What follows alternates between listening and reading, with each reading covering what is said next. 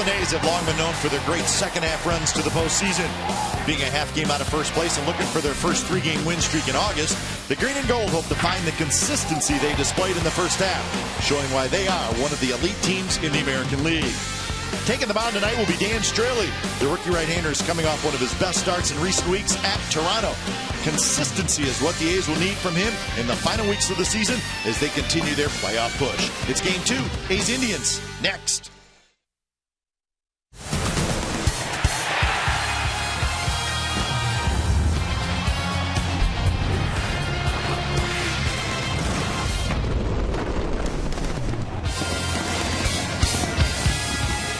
Well, the O.K Coliseum is a very busy place tonight. Why? It's Yoenis Cespedes bobblehead night at the ballpark. Good-looking bobblehead, and it's busy, and some of the crowd got a chance to see Cespedes take BP. He put on a show for him during BP. We'll see if Cespedes can do it during the game. It's Game 2 of the three-game series. Big crowd expected. It's the Oakland A's and the Cleveland Indians right here on Comcast Sportsnet, California. Good evening, everybody. Welcome to Oakland A's Baseball. Along with Ray Fosse, I'm Glenn Kuiper. Dan Straley's going to get the start tonight. Ray's coming off maybe his best start of the year in Toronto. He pitched into the 8th inning. You know, the three previous starts, he had not gotten out of the 5th inning, but in his last start, 7 1/3 innings of solid baseball. The one thing he talked about was trying to get hitters to chase pitches, and he did that. He threw pitches out of the strike zone. He mixed all of his pitches, but sometimes you can throw too many strikes. In that particular game in Toronto, he was able to bounce some pitches, especially with a couple of strikes. He used his changeup, curveball, fastball very effectively. Didn't get a win, but pitched deep in the game. Ubaldo Jimenez is going to pitch for the Indians. It's his 4th career start against the A's, and we saw him back in May, Ray, and he pitched pretty well, had a lot of strikeouts. Yeah, he had 8 strikeouts against the Athletics. At that time was a season high for him. He has a good split finger fastball.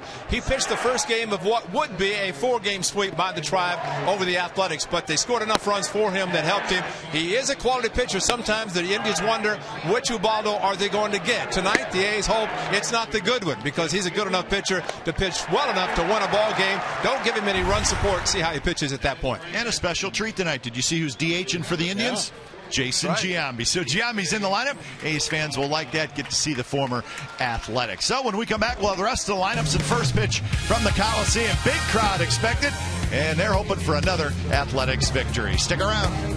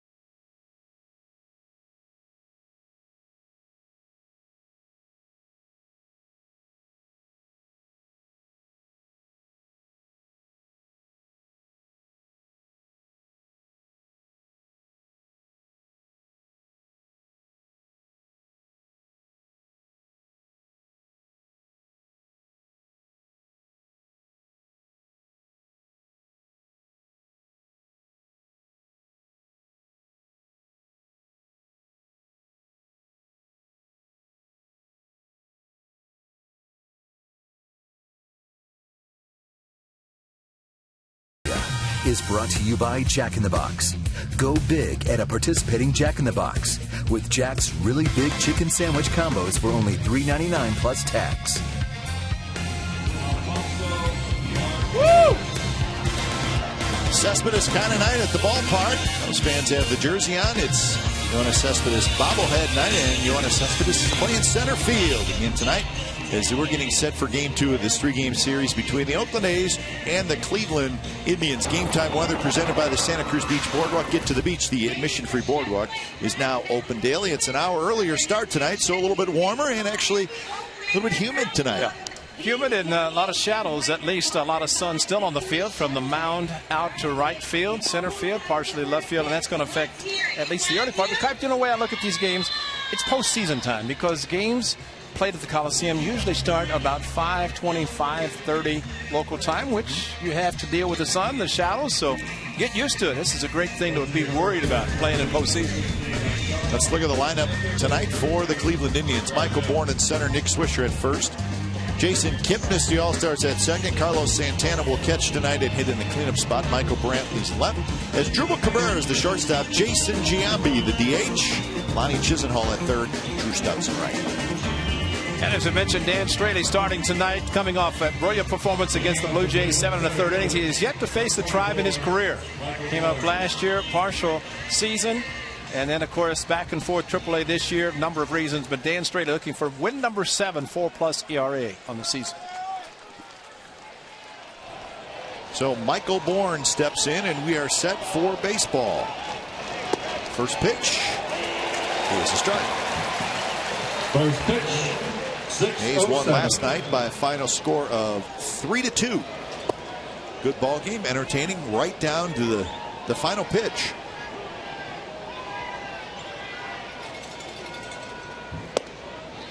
Breaking ball, 1-2. The tall umpire behind the plate, Ted Barrett, tonight.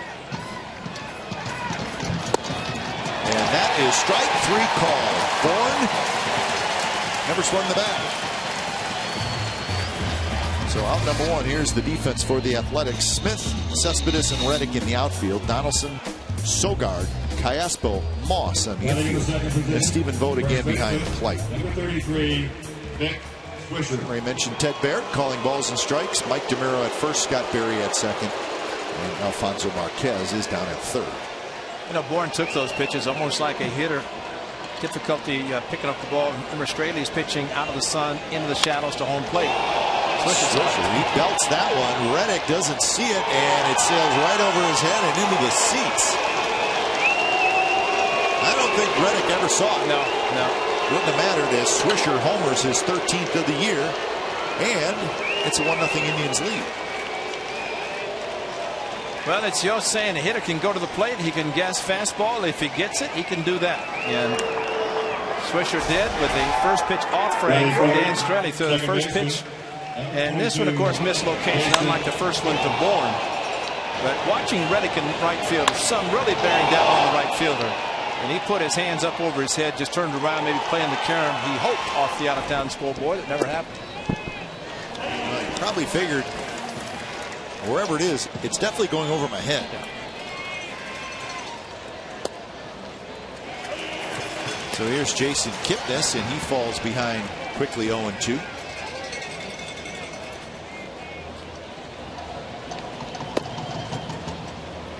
So Swisher, home run number 13.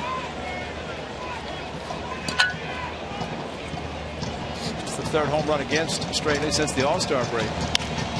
One of those second baseman, Alberto Callaspo, when he was with the Angels. Jerry Bruce got him in Cincinnati going opposite field. Swisher tonight.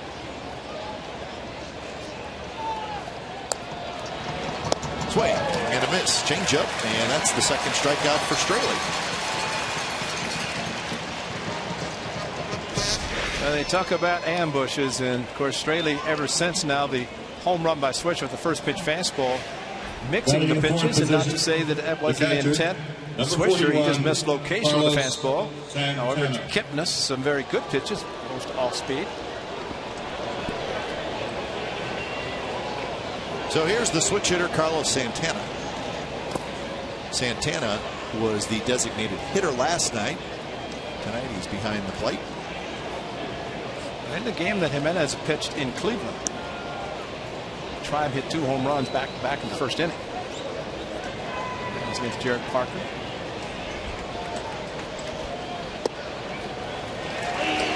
One now to Santana. 14 home runs, 51 RBIs. There's your shadows. See where the shadow is right now, just past the mound. Well, when Jimenez goes out there, whenever he does go out there, you'll see how quickly that shade sun moves. And that's the rim that the normal 7 o'clock start. It's out in center field and right field. Tough going right now if you're on the right side of the diamond. 3-1 pitch is outside, and it's a 2-out walk. So a strikeout, a homer, a strikeout, and a walk. The walk coming with 2 outs, and Dan Straley between 2 strike hits, which in Cincinnati, 6 of the 7, was a lot better. He did a great job against the Blue Jays in his last start because he did mix all of his pitches and threw enough of the chase pitches that the hitters are striking out.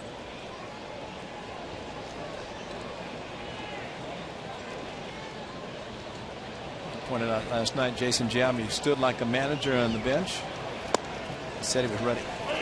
Said he was ready to hit. Had the shin guard on, but never got the call.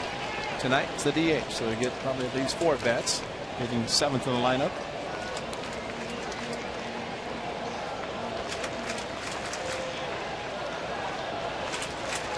Oh, 0-1 to Michael Brantley.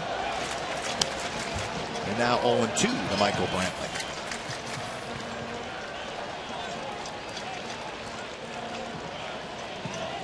.283 the average for the Indians left fielder. He's got 8 home runs, 58 runs batted in.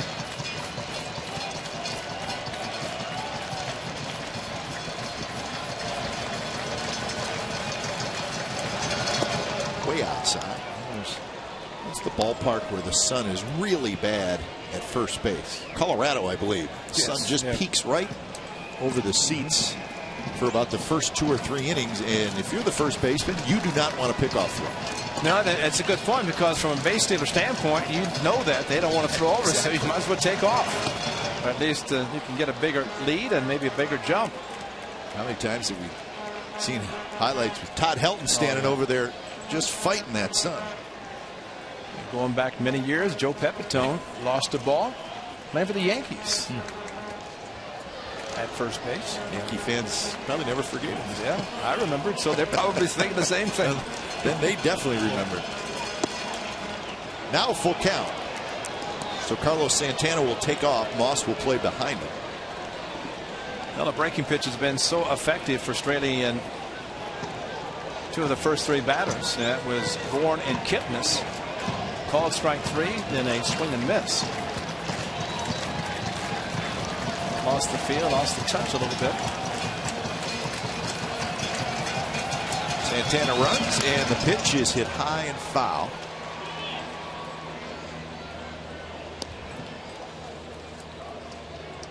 Dan Straley will mix his pitches. Curveball 2%, which you can look at the slider and the curveball being like a slur, which is in between a slider and a curveball. So some of the movement looks like a curveball, might be the slider. But the real 12-6 would be the more of the 2% if he throws it. Not close, and back-to-back 2-out walks in the first inning. Well, the walks are bad, but the pitch count worse. And when you're walking back-to-back hitters on a 3-1, 3-2 count, then all of a sudden what looked like would be a very pitch-friendly inning turned out not to be the case. So 22 pitches so far. The last few pitches, like he wasn't following through. Yeah. Just kind of throwing darts and keeping the ball up and out of the strike zone, which is dangerous. Try to overcompensate as he did to Swisher and throw it down the middle. Here's Asdrubal Cabrera.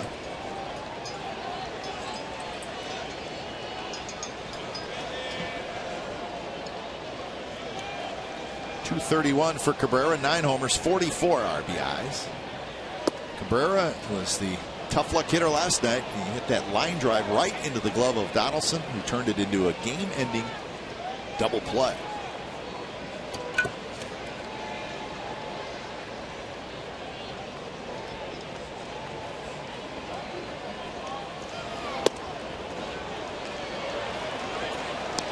Two and 0 now to Cabrera. Giambi waiting in the on deck circle. Kurt Young's going to trot out. This was the final pitch of the game. And it was a bullet.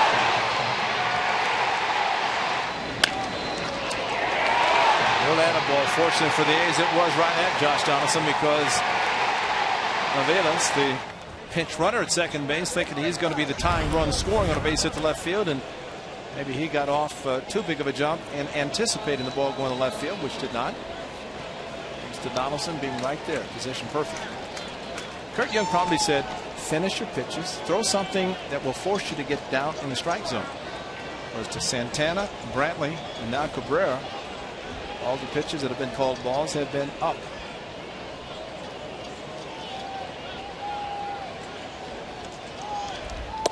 And that one is up and away, and now it's 3-0.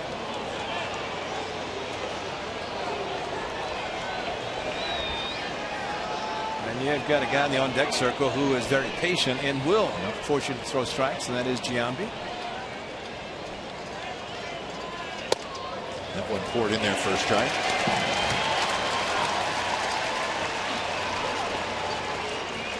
Santana at second, Brantley at first. They both walked with 2 outs.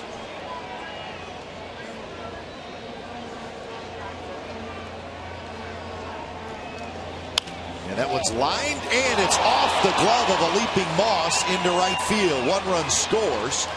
So Cabrera with a 2-out RBI hit, and it's 2-0 Indians.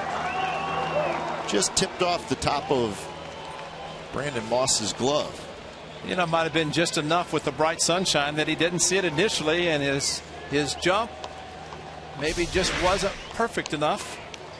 Another pitch right down the middle. Cabrera, I'm surprised that he took 3-0.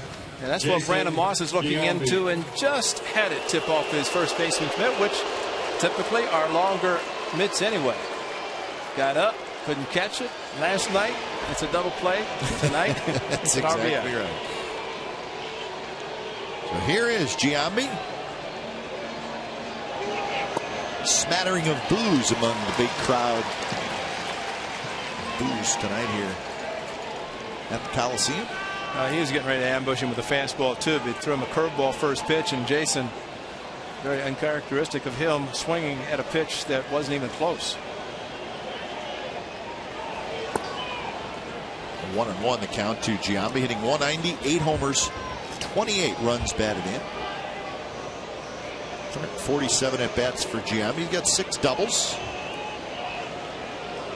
A couple of pinch hit home runs this year. One of them was the walk-off.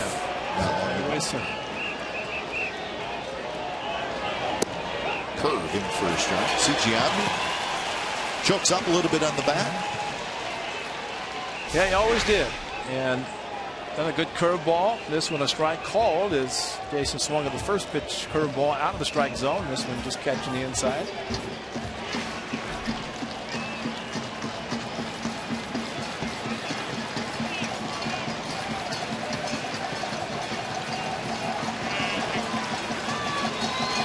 Swing and a miss. Fastball, and Giambi swings through.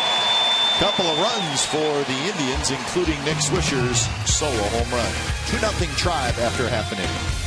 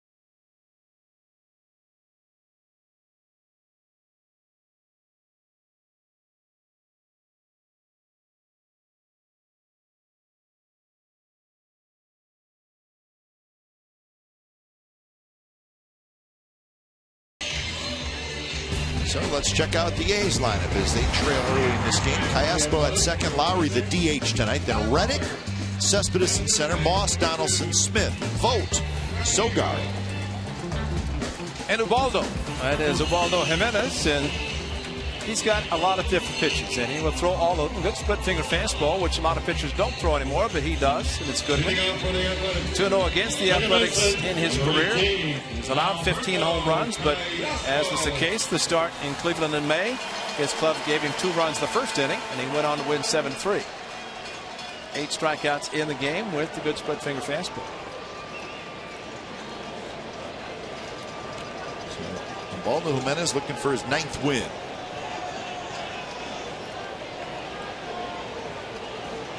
So Callaspo, the switch hitter, steps in.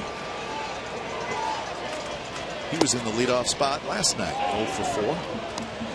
Coco Crisp still out, so Bob Melvin looking for a replacement in that leadoff spot for the time being.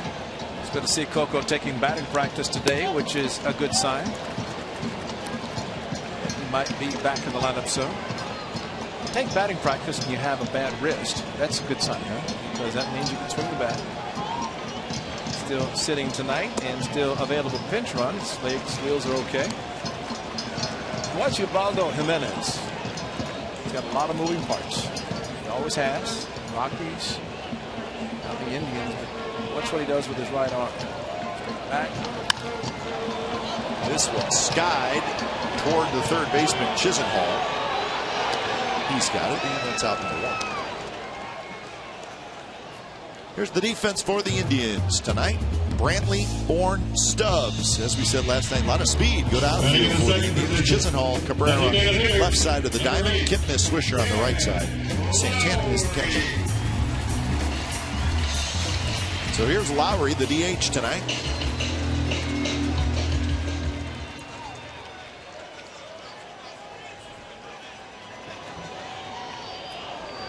Lowry hitting .284, 9 homers, 49 RBIs, and the first pitch is a strike. The Rangers are leading the Mariners 5-3 in the 4th inning. King Felix had a 2-0 lead early, but he has gotten knocked around. So Texas 5, Seattle 3 in the 4th. Seattle won last night. Martin Perez, the young left-hander, pitching for the Rangers.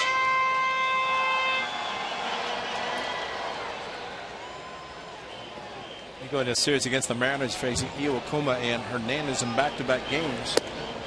I'm thinking it's going to be tough to go into the final game trying to not being swept. But Iwakuma did it last night. They did heroics for the Mariners, but tonight King Felix not doing as well so far. Another pop-up. This one to shallow left. It's out of the sun, so Cabrera has it. 2 outs. Both guys at first base tonight going to struggle with that sun for maybe another inning or so.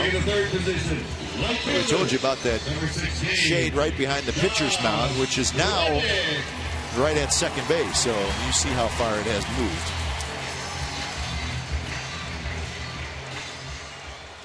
And we know that about 7:05 it'll just be right field for a little while. And the deeper it gets into the season and September, October, it really goes fast. Kind of disappears. 0-1 to Reddick, 219 with 10 homers, 46 RBIs. Trying to build on that big series in Toronto. He's got to be happy to walk in the lineup or the dugout, the clubhouse area, and see the lineup posted and see he's hitting third. That's a plus for him from the beginning.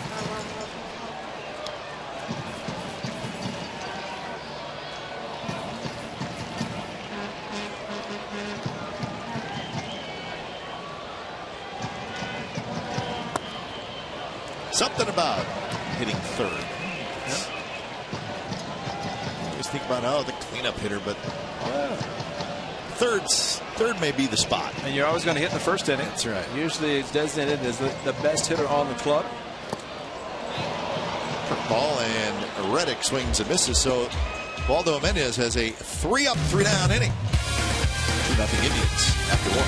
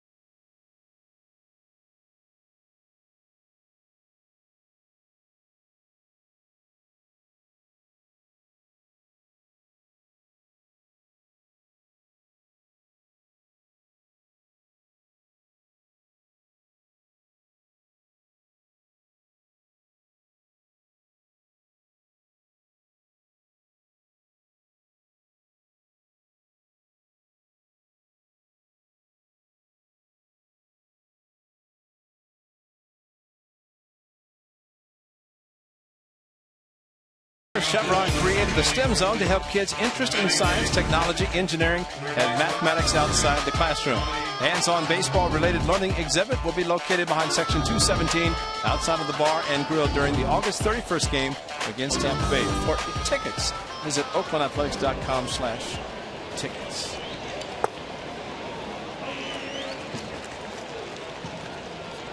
So 31 pitches in the first inning for Dan Straley. So he'll try to have a quick second inning. Chisenhall, Stubbs, and Bourne. And this one's hit to right field. Reddick back, and he's right on the warning track, and he makes the catch. So that's out number 1. The circus is going on next door, and there was an afternoon show. Very busy parking lot. In fact, a couple of players had trouble getting here. And Dan Straley, I'm told, was one of them. He was a little late. Yes, and I was concerned about that when I came in because I saw how it was with the exiting of the folks who were watching the circus, and it just seemed like nobody cared whether people wanted to get in and try to get in for baseball-related activities. No. Oh, you're not here for the circus? Then tough luck.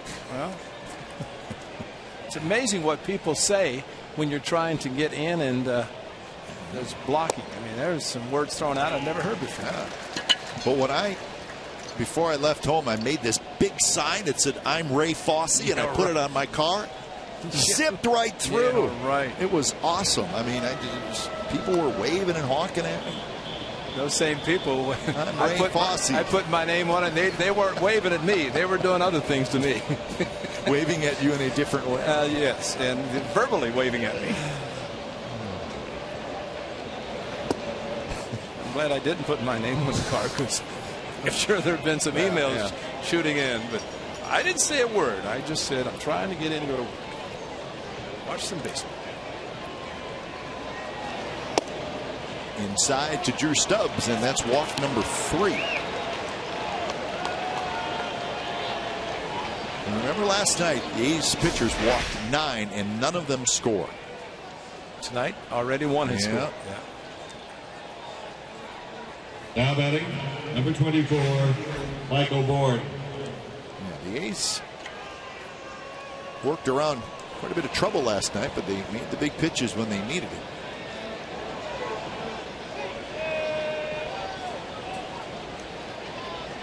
Top of the order, Michael Bourne, who struck out looking in the first inning, and he lines this one down the right field line, but it hooks foul. So Bourne, who struck out looking, did not take the bat off his shoulder last inning. Swings at the first pitch this inning. Got a first pitch fastball after Dan Straley walked Stubbs on 5 pitches. With a club that can run, of course Stubbs can run, Bourne can handle the bat. Sometimes the managers say if the pitcher is having a tough time throwing strikes, why put the hit and run on? Because you might run into an out at second if the hitter can't make contact. Well, Stubbs has 13 steals on the year. He has not been thrown out.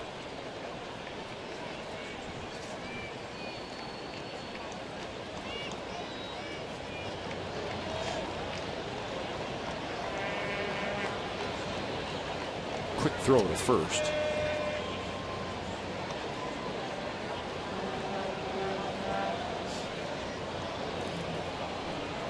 Here's the stolen base number, so a good base stealer.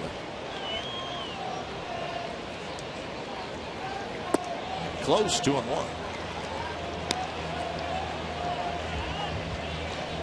Got to be frustrating for Dan Straley. He pitched so effectively against the Blue Jays, working quickly, and pace is a little bit slower tonight, and maybe trying to figure out why so many pitches are ending up out of the strike zone.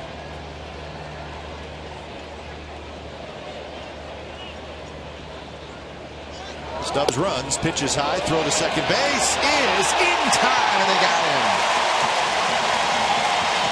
Stephen Vogt does it again.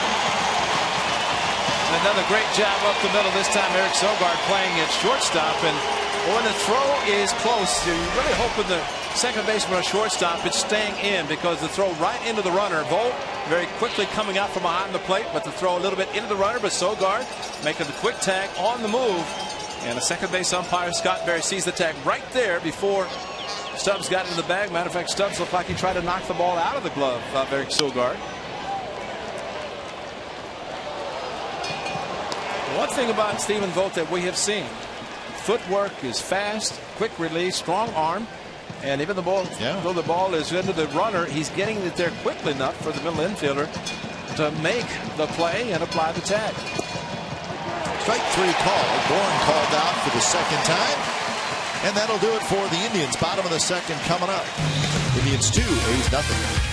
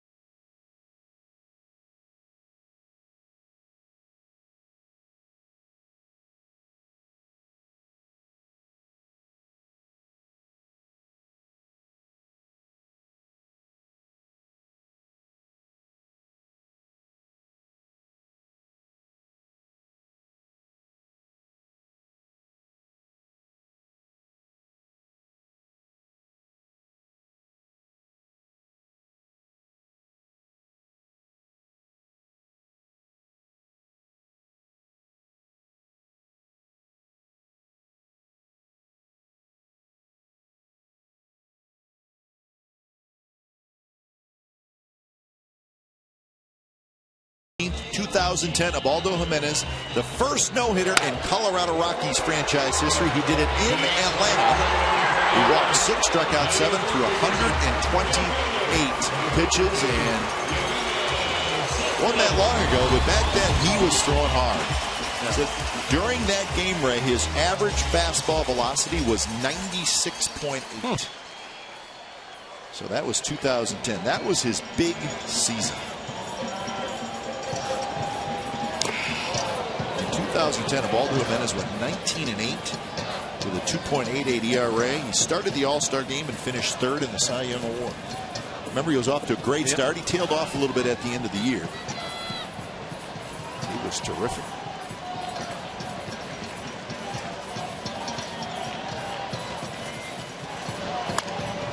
That one tapped toward the shortstop Cabrera, who throws in time, and that's out number 1. But I think a lot of people maybe still scratching their head a little bit because he has not been anything close to that pitcher. Now, he has not been a bad pitcher, but he was just completely dominant. Well, the Cleveland acquired him to be the pitcher that he was when he was pitching in Colorado, but he has not done it so far with the Tribe. And I don't know how true it was, but some said that he signed a team-friendly contract that was, well, as it turned out, is more team-friendly than pitcher-friendly with regard to the success he was having. A player, a pitcher signs a contract, he's got to live with it, and you know he's signing it for a reason.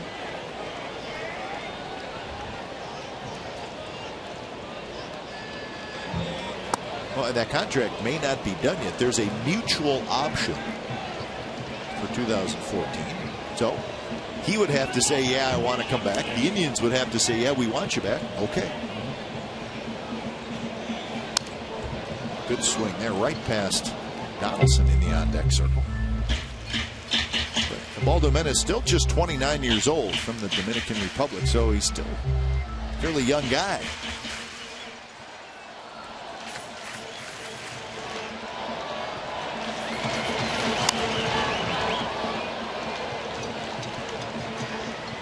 So maybe you just have to realize you're still getting a decent pitcher. You're just not going to get the guy that was at one time, for a fairly short period of time, dominant. That's pretty significant there. 5 miles per hour. That's a lot when you're talking Major League Baseball in '96. That's a relief pitcher coming in and throwing hard, but you do that as a starter and maintain that. And that makes you a very good pitcher, but then you drop it down the 91 mile per hour range. In this world, it's a hittable pitch. 2-2 to Moss. 3-2 to Moss.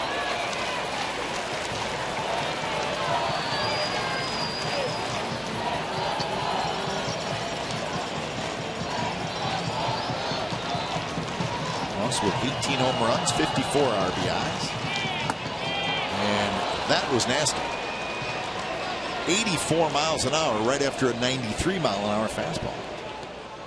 Well, he threw it 3-2. It was close. Of course, as it left his hand towards the plate was a strike. And then a splitter and out of the strike zone. This is what happens when it does just take a serious dive down. And Brandon Moss did what you're supposed to. 3-2. Look, fastball.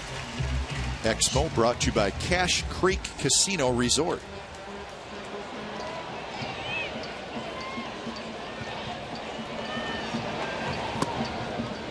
So here is Josh Donaldson, who takes the first pitch low. 294 with 17 home runs, 64 runs batted in for Donaldson.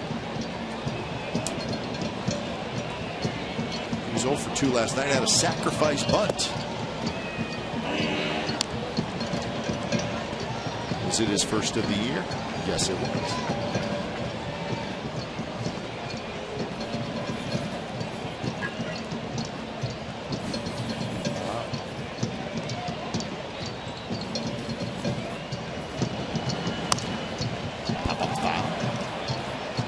Say I sat behind Josh Donaldson at the game. Couldn't see anything because his head's so big, but I sat behind him. Nothing's more impressive than the Terry Kaiser mask that people had it on last year on the weekend at Bernie's. It was sitting right next to him. People had no clue. No that was clue. Him. Perfect. Yeah. That's right. Yeah, they're keeping it. You're right. Now you hold that up, and the people behind you for the next 2 rows have no chance. I like those things. Good looking group there. A little bit of everything. How do you think those, whatever they are, got to the game? I hope they drove. I hope they didn't take. Well, maybe they took Bart? They could have, and nobody would know who they I'd like are. to pull up next to that and stop it. Donaldson swings and misses, so 3 strikeouts in the first 2 innings for Ubaldo Jimenez. 2-0 Indians after 2.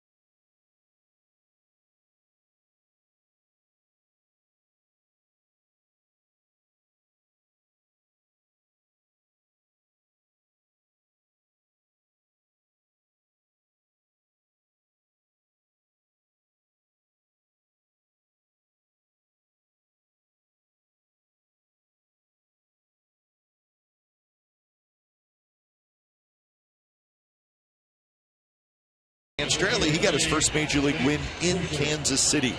Went 6 1/3 innings, 3 hits, no runs, and 99 pitches, and the A's won that game 1-0. That was Dan Straley's first major league win. I bet he remembers it. Trying to remember what he did then tonight. Swisher with a home run in the first inning, his 13th of the year.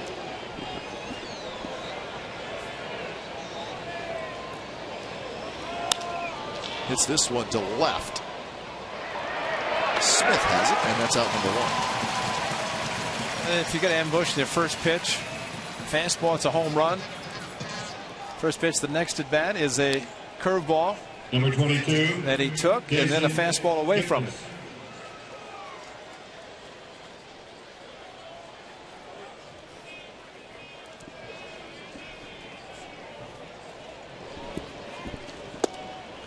Good pitch there.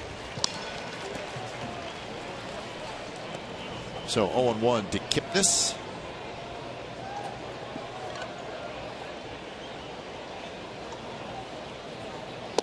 Swing and a miss, and it's 0-2 to Kipnis, who struck out swinging in first inning. See how much better the curveball is breaking in this inning. Much sharper than what it was in the first inning when it just seemed to kind of float. That's another good one. That's a good chase curveball that Kipnis would not offer it. He did in his first at bat. Struck out the side of the first inning to Straley. Good pitch there. Fastball with a tail on it. And he has 5 strikeouts. Great two-seam action. The ball started. Kipnis backs out of the way, and you get to see the movement of the ball. Kipnis knew it when he kind of brought the hips, the midsection back, and sure as a hitter, you can see the rotation of the ball. See it spinning. Know it's going to be a strike. Can't pull the trigger though. Carlos Santana swings at the first pitch, hits it high to shallow center. And Sogard goes back, and that's a 7-pitch inning for Dan Straley. Bottom of the 3rd coming up.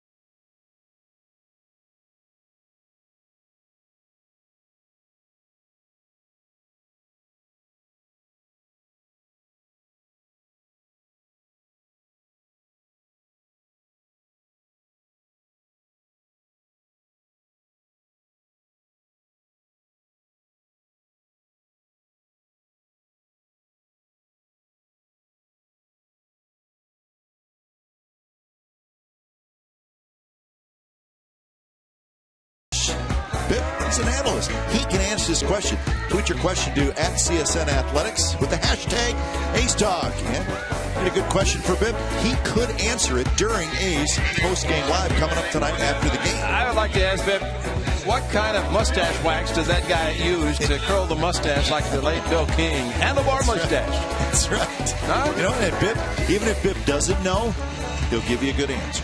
You know what? Someone said that about Craig Breslow, the smartest man in baseball. Yeah. That he was so smart that he could give you an answer and you didn't know whether he was right or wrong. So you figured he was the smartest man in baseball. Right. Brez is one of the good guys, you know, but he was molecular science. I mean, this unbelievable. Hey, what are you going to do? Argue with the guy? That's what I mean, you know? That's what he's. It's a good power to have. He could be saying anything to you. But Bibb will give it his best shot. How about that? Well, that's not quite Craig Breslow, No. but that's okay. No. Your best shot.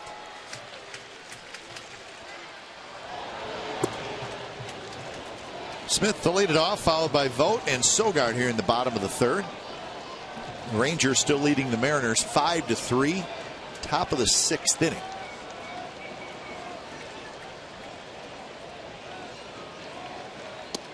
Fastball up and in to Smith. Seth hitting .241 with 6 homers, 33 runs batted in. He was 0 for 3 last night.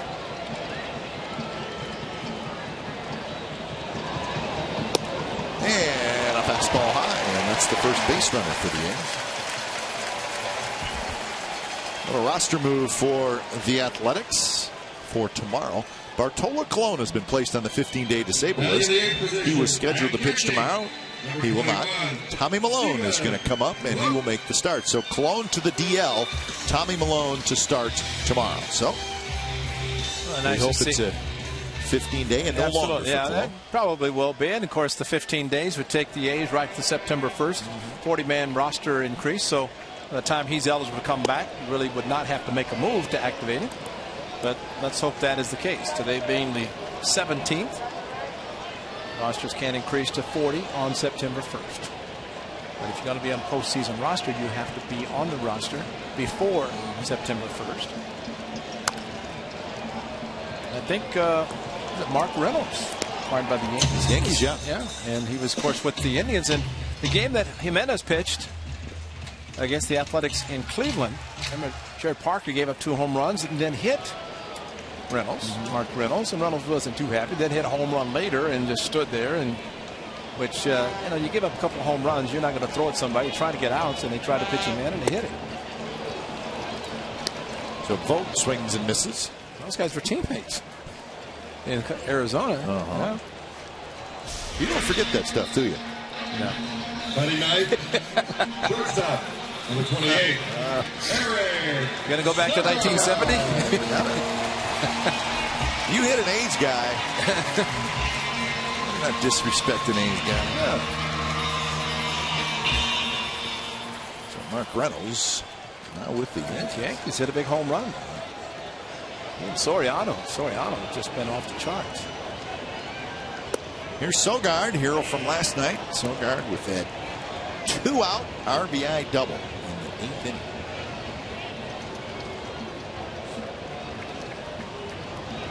Sogard's got a lot of big hits in the last 6 weeks.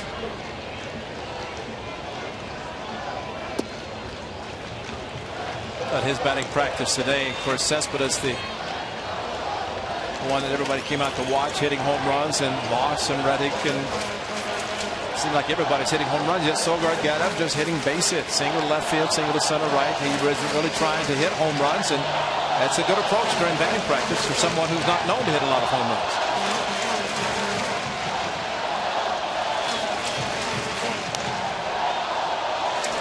Well, there's a couple different ways to look at batting practice. I mean, you watch Cespedes and it's a blast watching because he hits balls just, you know, ridiculously far. But there's enjoyment in watching a guy just spray the ball around the field as well. That's right. And really, that's what you're right. That's what batting practice is about. You want your timing. Left center, Bourne's going to get over there. He's got it, and that's the second out here in the 3rd inning. Problem is, when you take batting practice, and you know it's all about your hands working because you're facing a coach or manager throwing batting practice, not well, it's telling you what's coming. It's going to be a four-seam fastball, maybe 65 miles an hour, 60, I don't know. But it's just there for the hitting. In case of Cespedes, of course, Mike Gallego threw to Cespedes in the home run derby and threw him exactly where Cespedes wanted. And 32 home runs later, he was the champion. But that's batting practice. During the game, you don't know what's coming. Curveballs, splitters, fastballs. You don't have a lot of time to react and decide whether you're going to swing the bat or not. Yeah, it's not like they're lobbing it in there during batting practice. I mean, they throw from a shorter distance than in a regular game. Batting practice pitcher on a temporary mound will be out probably to the edge of the dirt, front side of the mound. Yeah, but they put a little bit on it. And there's a big pad because Clay Wood does not want to mess up the mound before the pitcher's taking the game. Start the game.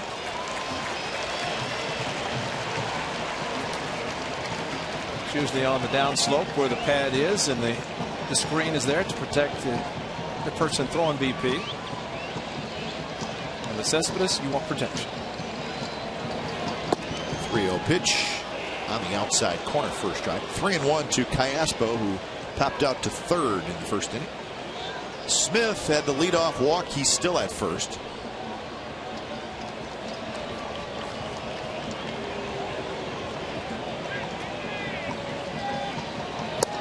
And that one misses, and Callaspo has a walk. 2 on, 2 out. Looked like a pretty good pitch, but if you go back to Ted Barrett in the first inning, the home plate umpire, he was given a high strike. And what looked like a pretty good strike to Callaspo down around the knees, but was not called a strike by the tall umpire. Terry Francona, 2003 bench coach for the Athletics. Went on to win the World Series, won 2 World Series for the Boston Red Sox. So here's Lowry looking for a 2-out hit.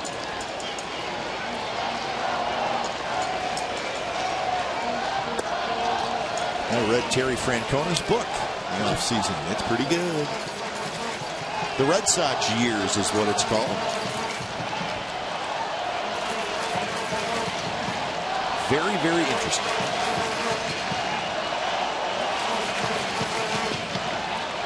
One squirts away. Managing the Cleveland Indians for Terry Francona after managing the Philadelphia Phillies, the Boston Red Sox. It's got to be like he's in heaven. That is the truth. I mean, 2 of the worst cities media-wise.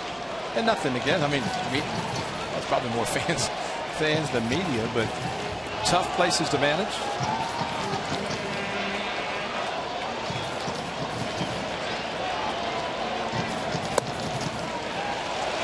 After reading the book, I realized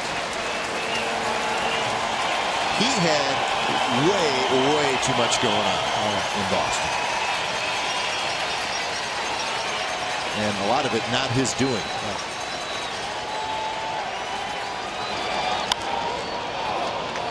That one should reach the seats, and it will. So 2-2 the count with Smith at second, Callaspo at first. Did you define Terry Francona as a player's manager? I mean, the way he protected some of the players that he had. Now I want to bring the book so you can read it.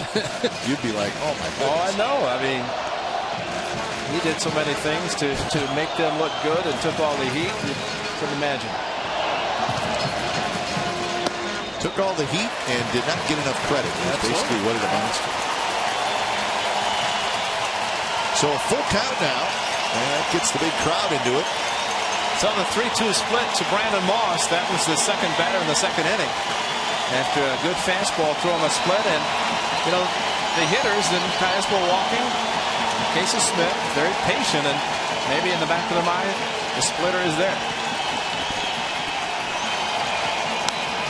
And this one is popped up, and it'll be in the seats right behind home plate. 82 miles per hour, which would be in that category of a split, off speed, change up something, but he did not give in to him with a fast split.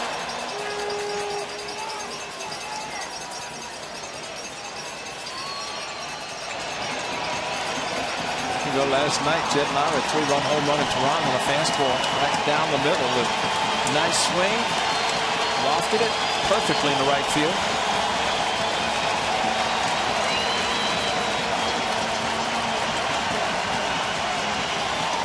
Runners go, and it's another foul ball.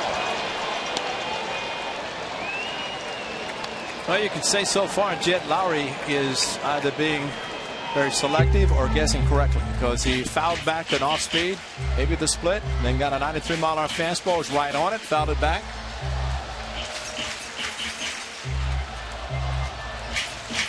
Those base runners taking off, which is a good idea because outfield playing shallow. A lot of gaps on the infield, especially on the left side. And this one's popped in the air, and it's going to be playable. Third baseman Lonnie Chisenhall has it. Side retired. So the A's get a couple of walks. They strand them both. 2-0 Indians after 3.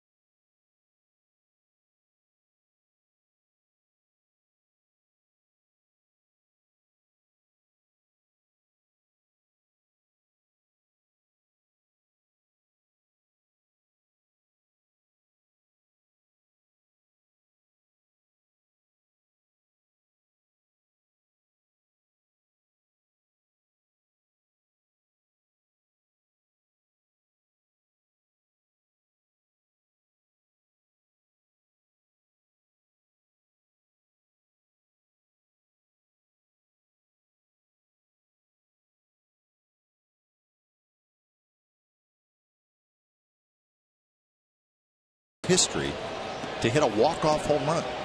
If you think you know the answer, tweet us at CSN Athletics. Oldest player in Oakland A's history to hit a walk-off home run. Well, the key word there is Oakland, so that's good to know. Has to be since 1968. Helps us a little bit. Brantley, Cabrera, and Giambi. And that one's drilled. Cespedes on the move in the left center field. It's going to be over his head. It one hops the wall, and Michael Brantley has a leadoff double here in the 4th inning.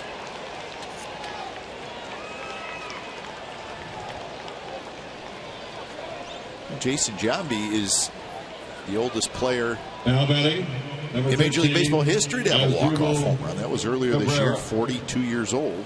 I was with Cleveland, so we can't put him in that. Well, Frank Thomas was a big hurt. He was 06 for the A's. Had a lot of bad home call. runs. Just trying to think of players who. Bad call. Frank, a remarkable season considering it was a couple more years of Blue Jays after that, but which puts him in line for the Hall of Fame ballot next year. First pitch, Cabrera pops it up. Pitch was up and out of the strike zone, and that's out number 1. So Cabrera will not be happy with that at bat. Well, the idea was correct. He tried to pull the pitch. You could see him top-handed, but it was a high fastball and one that probably, hindsight, should have taken. So here's Giambi. 25 on a designated hitter for the Indians seems to be a popular number. Of course, G wore 25. His dad idolized, loved Mickey Mantle. Mantle, of course, wore number 7. The 2 and the 5. Jim Thome also wore number 25 for years with the Cleveland Indians, both as an outstanding first baseman and a little bit later as a DH. 1-0 to Giambi, who struck out swinging his first at bat. Giambi, 19th major league season. He's done it all. He's got an MVP, 437 career home runs, all over the record books for the Oakland A's. Remember him at third base? Remember him at left field? He was bad. They moved him to first and everything clicked. Yes, indeed. Get him over to that good position at first base, following his good friend Mark McGwire at first base. Well, and most important, Giambi won a World Series ring. His final year in New York, 2008. He had 32 home runs, 96 RBIs, and Yankees. Actually, no. The Yankees won it in 09. Yeah. The Phillies won it in 08. You know, the thing that Vogt went out to talk straight about is maybe with first base open, don't give in to him. Good curveball, 2-0, and Chisenhall, the right-hander, in the on-deck circle, and of course, Giambi, he's hit a lot of home runs in his career. Jason Giambi also knows how to hit singles, and that is to drive in runs, especially with the runner at second. First base is open. They're expecting him with the shift for him to pull the ball on the ground straight away in the outfield. Pick off and getting back is Brantley. So I stand corrected, Ray. Jason Giambi has not won a World Series. He left after 08, and then the Yankees won it in 09. I felt when he came back to Oakland, he had to change his swing setup because of the short porch in right field. Yankee Stadium, 390 to left center, and left field a country mile. Very difficult for a left-hander to hit a ball out to left field, left center. But when he came back to Oakland, I thought, well, he's going to come back to normal. But he had, for 5 years, he had that open stance and just never adjusted. Could make the adjustment to hit the ball out, which he did consistently prior to going to the Yankees, and hit a lot out to left field. Use the whole field. There's a slightly open stance, but at Yankee Stadium with a very short right field wall, you're going to make that change. Hits that one toward Callaspo, a couple steps to his right. So that's out number 2. And he was fun. Nice to watch. He can hit, and the looks, and as the 16 he wore here, clean shaven, 400 against Dan Hare, the Diamondbacks, and not a cheap. So that was the year he came back to the A's, and that was 2000.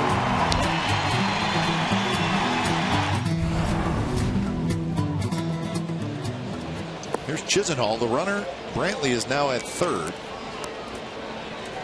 Yeah, Jason knows it, but when he left here to go to New York, you can see the fans cheering him with the 400th home run. They were not cheering him when he came back the first game as a Yankee. It was ugly. Oh, it was ugly. I remember that. He came back, and the same fans who booed him were cheering him, especially when he hit his 400th. And if I remember correctly, Ray, I think Giambi was taken back a little bit. Oh, I agree. Maybe surprised a little bit. I wouldn't blame him. That's the worst I've ever heard. Yeah, it was bad. Swing and a miss by Chisenhall. Anyway, I'm not saying that fans were right or wrong for doing it, but they were hard on him. Yes, they were. It's like another great Indian, Sandy Alomar Jr., rookie of the year in 90. Jason is there because of what he means to this club. As we mentioned last night, he gets some big hits, but it's a big influence on a lot of young players. Right now, Dan Strady trying to get out of this tough jam with a runner at third. And that one, high fastball foul back. Chisenhall hit a fly ball to right field in the second inning. Indians got both their runs in the first, a Swisher home run and a Cabrera 2-out RBI hit. And leadoff double in this inning. First pitch hitting by Brantley, but He did not advance on Cabrera's ball and advanced on Giambi's ground ball. There were 2 outs.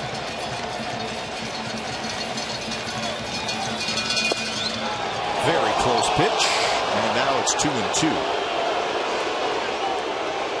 It's amazing that he took it. Amazing that it wasn't called a strike.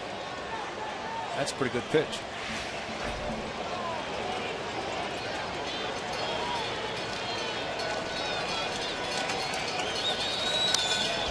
Fouled straight back. So the count remains 2-2. 64 pitches for Australia. I say that because he threw 31 in the first inning.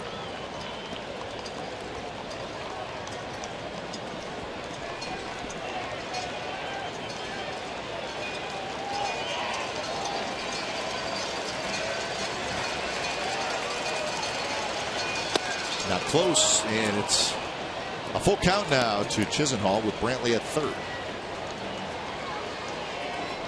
As we've seen, not many hitters now can look a fastball 3-2 unless the pitcher can throw 95 to 98. Australia is not in that category, so we shall see what Chisenhall sees.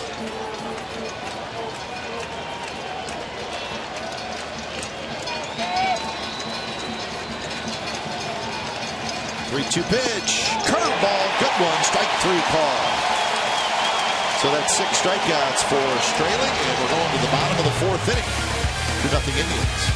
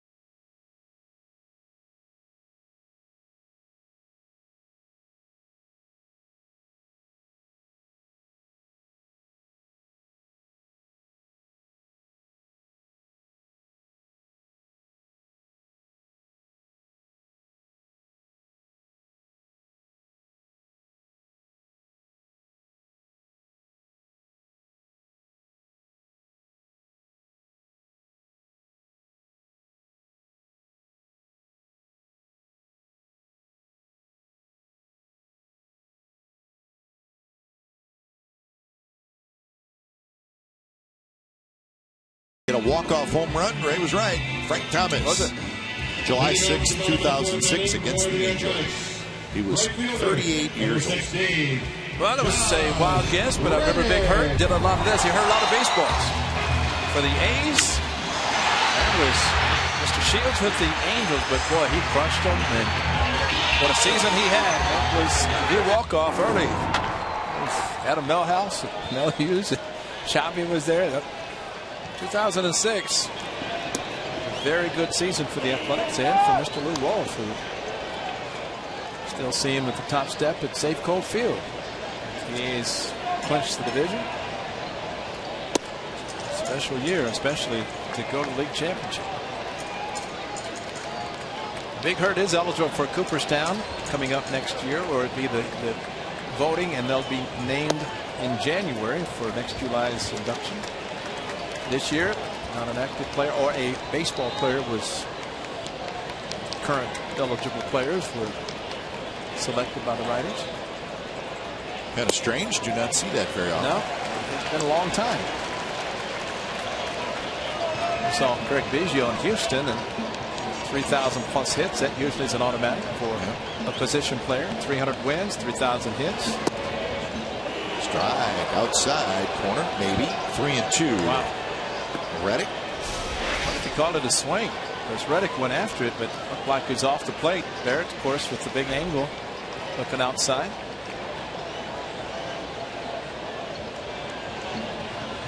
And a swing and a miss by Reddick. That is 5 strikeouts now for Waldo Jimenez. Fans, even if you aren't an A's season ticket holder, you can still get 2013 postseason rights. Just place a deposit on a 2014 A's ticket plan and secure your place in line for 2013 playoff tickets. For more information, call 510-638-GO-A's or go to OaklandAthletics.com/deposit. And there's an outstanding way to secure postseason rights to tickets, and the A's hope those rights will be given, because it'd be nice to think about playing in October again. First pitch to Cespedes is a curveball that's outside. Cespedes grounded to short in the second inning.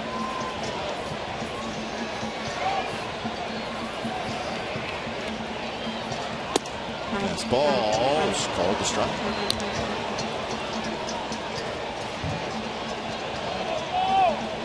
Ted Barrett, fairly big strike zone in the top of this inning, and it's stayed big here in the bottom.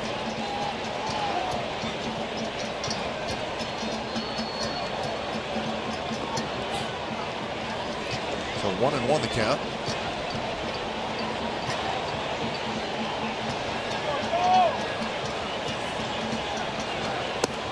Fastball up and in, 2-1.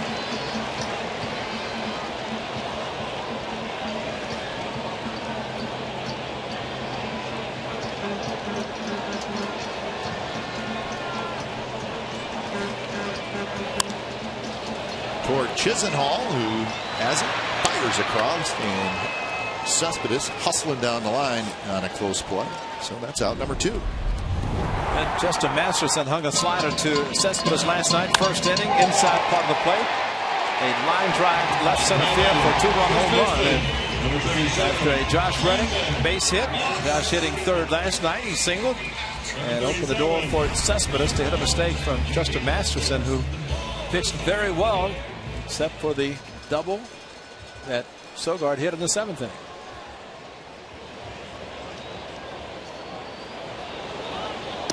Big curve, just a bit high. It's Masterson's line from last night, pitched in the 8th inning. Hey, who's that guy next to him? Van Berkelio, former A's hitting coach.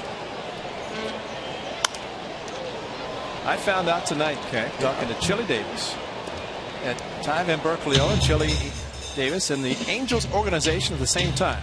First major league hit for one Ty Van Berkelio came with Chili Davis back. Really? A size 35-35. And Ty says, I still have it. Wow. First major league hit. So Chili let him use his bat. He said, back then nobody used their own bats. He just picked up a bat that felt good, no matter whose name was on it. But that's big lumber, though, isn't it? 35-35. Thank you. In today's world, you're exactly right. That's a great point. Those bats sometimes as light as 31 ounces. I was going to say, what's normal now? 34, 31? Yeah. Average, probably? Yeah. 35. That's a big stick. And, Chili talked about it, the old thing about how guys might cork the bat to help him. Chili said, my cork was in my forearms. I mean, that's where, between hands, wrist, forearms, that's where your power. Think of some of the greats of the past, Hank Aaron, Ernie Banks, Willie Mays, big hands, strong wrist, and they just flicked it, man, in the trap. They weren't using 34, 31 either, I doubt. Oh, no, they were in that 35, 35, yeah, big lumber. Because you make contact, you got the bat hit through. Dick Allen used a 42-ounce bat. I know I picked it up one time and broke my back. Moss has good at bat. He gets the walk, so that's 3 walks now. Still no hits for the Athletics. Chuck Tanner in 1972 came out to have the umpire check Gaylord Perry for throwing a foreign substance, and Dick Allen was the hitter. And I said, well, let me feel your bat. talk about a top-heavy bat. Thought there was a donut on 42 ounces. And Dick Allen was so strong that he could get it through the hitting zone so quickly, and boy, the ball jumped off his bat. And by the way, he hit a home run after that too, and that was made him mad. Yeah.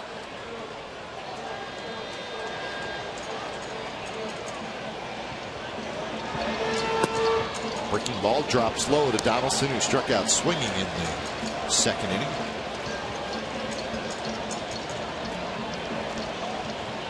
Brandon Moss struck out on a 3-2 split finger fastball his first at bat. 3-2 this time. Got a similar pitch, but took it for ball 4. Maybe a curveball that didn't break. That was a fastball then. There's a little tail to it. Drops in first strike.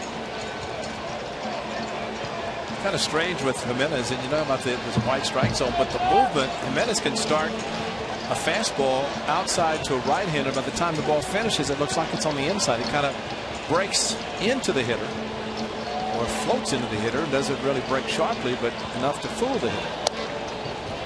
That one, he wanted it to bend back in, but it stayed out.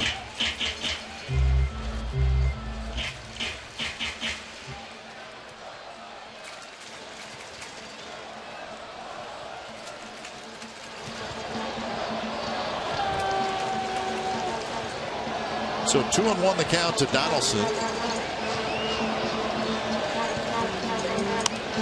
And now it's 2-2. Well, the second inning he struck out on a curveball. That was a 1-2, and after he swung and followed through, and then, I mean, the big swing. Look at it, kind of buckled the back leg, and the front foot slipped a little bit, maybe tweaked some part of his body, but it's going to take a lot to get that guy out of the lineup. Yeah, he's been dinged up and tweaked a couple times, more than a couple. I kind of put him in the Eric Burns category, where Burns, he knows how to fall out of trees, so he never gets hurt. Well, same for Donaldson. I mean, he could have things happen. You figure normal guy is going to be on the DL for 2 or 3 months, but he pops up and ready to go. It's a good trait to have. Oh, it's great, especially in this game.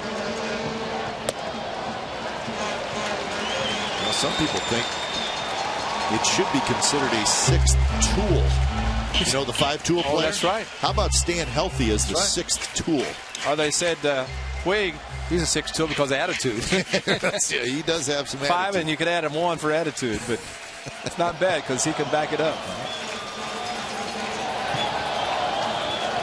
But it goes. 3-2 pitch is outside, and it's walk number 4. He will not give in to anybody. Back-to-back 3-2. He threw Reddick a fastball 3-2. But then 3-2 to Moss, 3-2 to Donaldson. Off-speed pitches.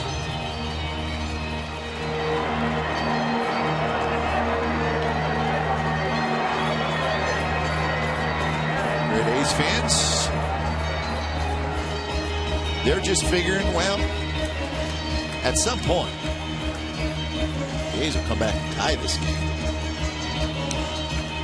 On a case right now for Seth Smith to break out and take a lead. A little bit of everything from Baldo Jimenez. You said that at the beginning, Ray. Well, I think the splitter, change, and curveball have been dominant because he tonight, 7 batters. He's had a 3-ball count, and 5 of those have been 3-2, 2 of them 3-1, and he's not giving in. That's all he's doing is adding his pitch count. 75th pitch coming up. And a lot of that because of a lot of off-speed pitches in the hitter's count. First pitch is low to Seth Smith. He walked in the 3rd inning. 2 walks in the 3rd, 2 walks in the 4th.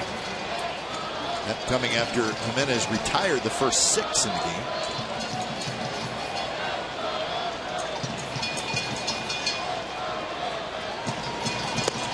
Off speed, dropped in for a strike, 81 miles per hour.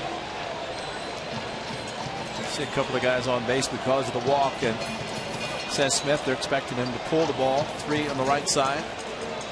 Pull the ball on the ground. Shot to left center if he stays back on an off-speed pitch.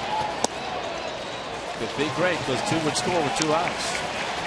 And this did start with 2 outs in the inning.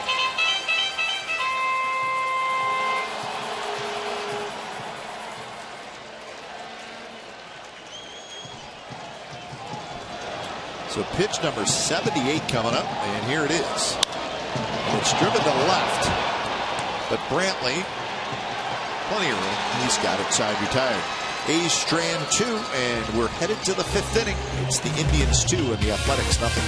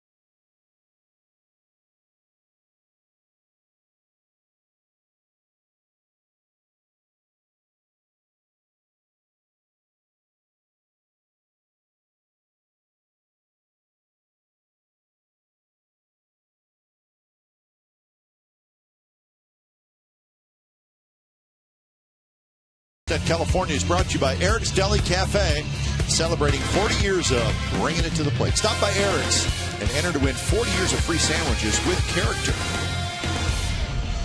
Well, speaking of food, Chef Rodney visited us tonight. We appreciate him stopping by. And what did he bring? He brought up a very good chicken breast sandwich, and it's called the Buffalo Chicken Sandwich, and it will be available at the Bar and Grill restaurant here at the Coliseum on Monday, Tuesday, and Wednesday when the Mariners are in town next week.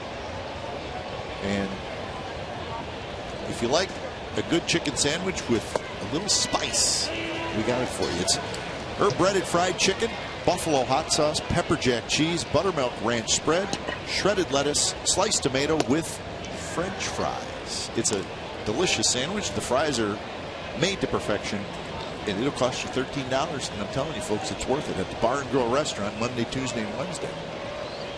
That was very well done, partner. Thanks, sir. That was almost like you had tasted the sandwich, the French fries, and you knew exactly what you were talking about. It's a little hot, though, huh? It is spicy. As my son Jack used to say when he was a little guy, that's picey.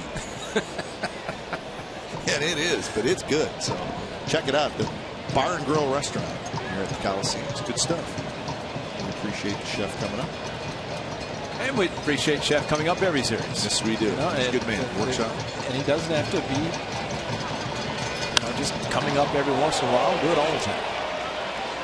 A line single and maybe more. Stubbs never stopped, and he is going to make it with a double. We talked about his terrific speed last night, and he just showed it there. And again, if he had done that last night, he'd have been at third base on a ball off the wall. But this time he knew it was at least a base hit. He left the box thinking two, got a hanging slider, and into left center. Seth Smith did as well as anybody could expect. Got the ball back in, but Stubbs never stopped. Throw a little bit offline and hanger, and that's just flat out speed. Great Hall of Famer Paul Molitor. His philosophy: every time you hit a ball, you think a double. You can always stop at first, but if you're thinking two, and you, in that case, a ball in the gap, and with Seth Smith a left-handed fielder, it's not like he could field it as a right-hander, come up quickly and throw. It takes a little bit longer if you're a left-handed fielder, which he is.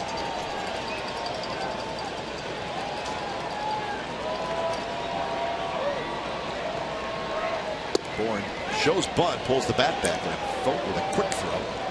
Now, we're talking about the chicken sandwich, and you want to see a man who knows a good sandwich? Vince Cotroneo. What? Wow. Get out of the way. I mean, get out of my way. Don't mess with me.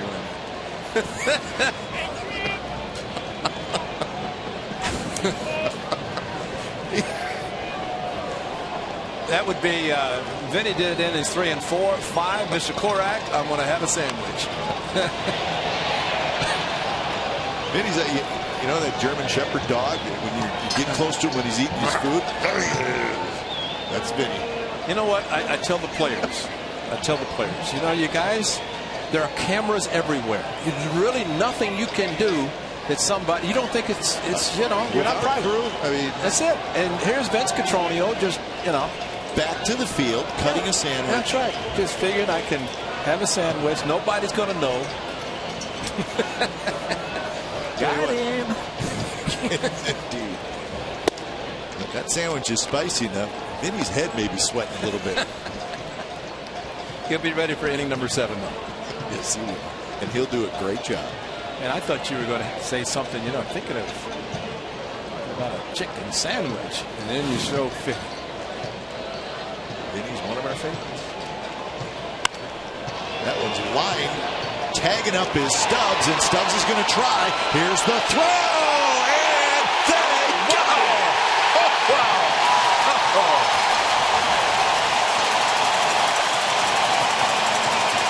Sensational throw, sensational play by Donaldson at third. You know, it's almost the catcher's mentality.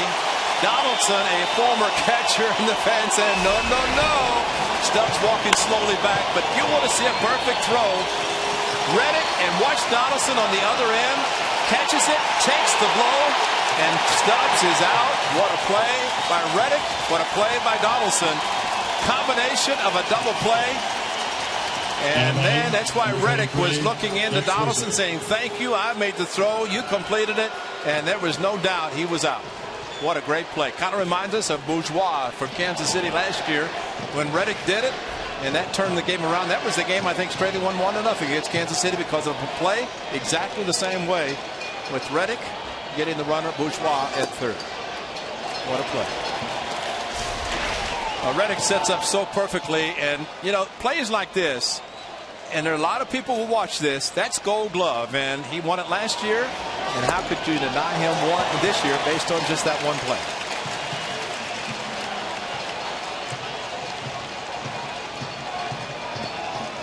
The most shot player is that guy. With his speed, he's not expecting it. No way. And it took a perfect throw. He just happened to have a man in right field making the perfect throw. So 1-2 to Swisher.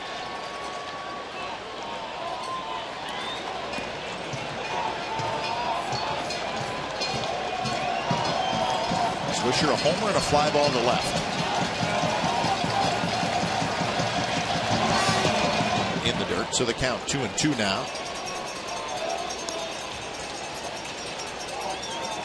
Best shot by Tommy Anza might have been the fans with the fingers going, no, no, no. And reputation, Josh said at the beginning of the season, there were not a lot of players testing him because of winning the Gold Glove and his accuracy and his strong arm. But that's the logical time to test it, and it took a perfect throw, and Reddick provided it.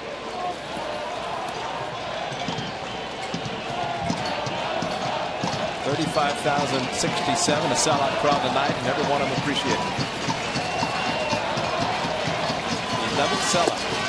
And pitches outside, and it's a 2-out walk to Swisher.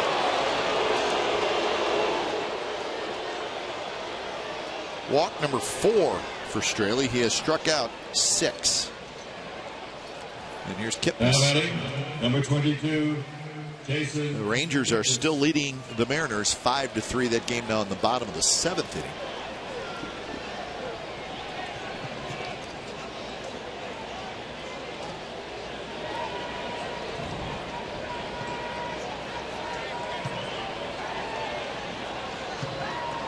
First pitch to Kipnis in the dirt. Blocks it. So 9 walks last night issued by the A's, 4 walks in tonight's game. Against the norm. Yes. A's pitchers the fewest overall walks in the American League. Good pitch there by Straley, 1-1. Kipnis has struck out swinging, and he has struck out looking. 1 for 5 in the series with a couple of walks and a couple of strikeouts.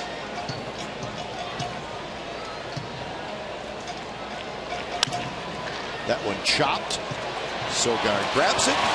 Side retired. So a sensational play by Reddick and Donaldson to cut down Stubbs. Worth another look. Bottom of the 5th coming up.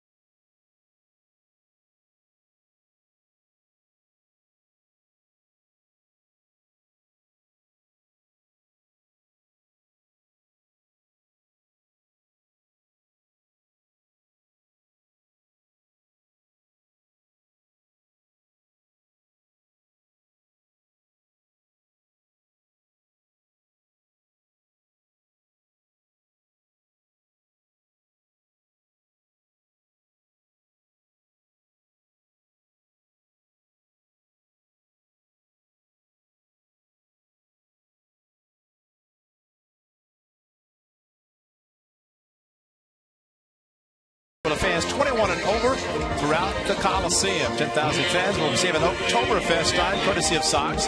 German-themed entertainment will take place throughout the game. Purchase a special field-level ticket package that includes a Brewmaster meet and greet and ceramic stein. Visit OaklandAthletics.com/Oktoberfest. September 21st. September. Wow. Doesn't quite seem like we're there already, but we are close.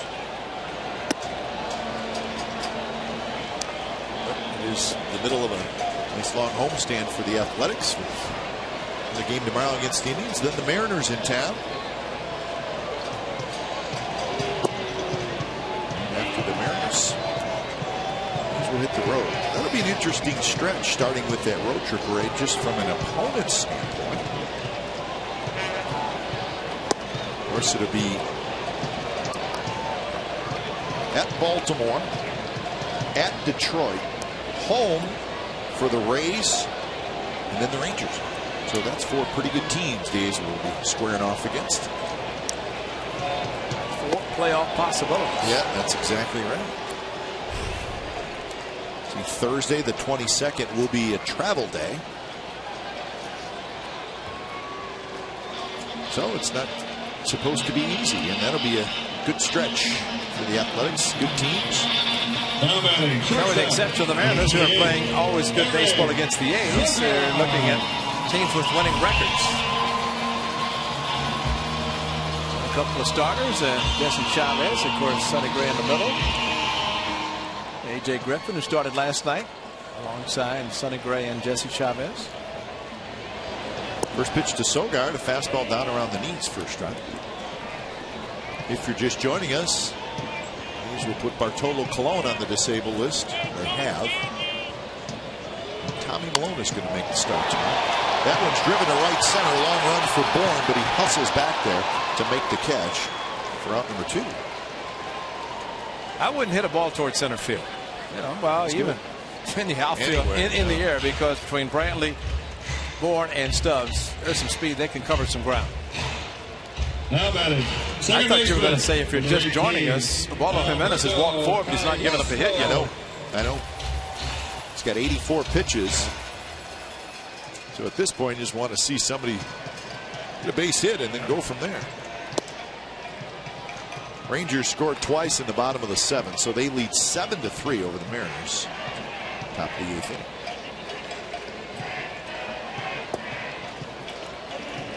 Callaspo has popped to third and walked. Second straight game in the leadoff spot for Alberto Callaspo.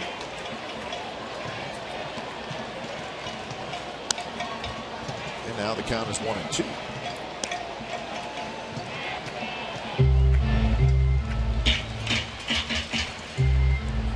Play of the night made by that guy, Josh Reddick. It was a throw.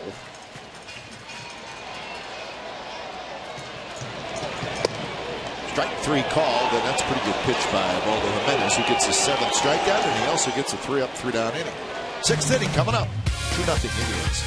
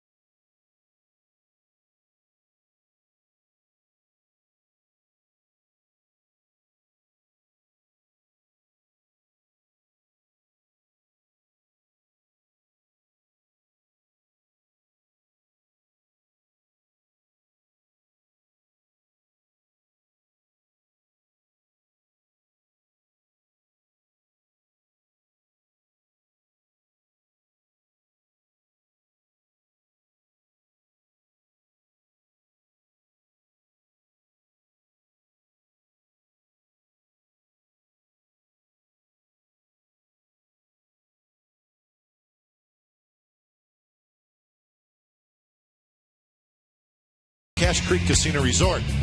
Cache Creek's endless summers, waves of cash every day. Visit cachecreek.com for details.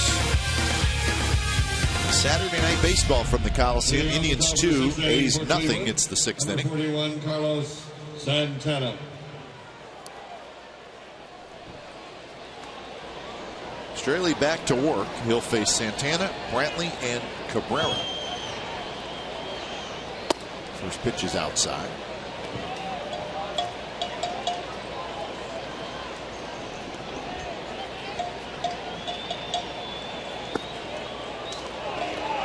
Santana walked and scored in the first, hit a fly ball to center field in the 3rd.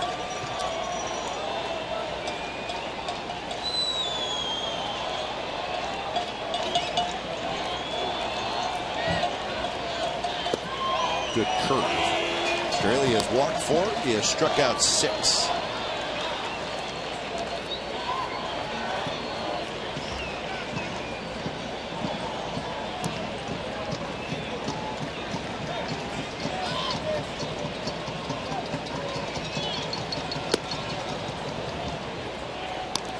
To think for Dan Straley and any starting pitcher in the old 6 innings, 3 or fewer runs, a quality start. Well, he's given up 2 pitching in the 6th inning, but when you're trailing 2-0, it's a quality start, but you want more out of it. Straley's done his job since the 1st inning. unfortunately, that one bad inning, a home run, a couple of walks and a base hit to score the walk, and that's it. Scoring for both clubs. Now batting, number 23. It's a great recovery, Michael because Brantley. sometimes when a pitcher throws 31 pitches first inning, they start thinking it's not my night, but try to figure out a way to correct something that's not working, and he seems to this point to have corrected whatever was happening in the first inning.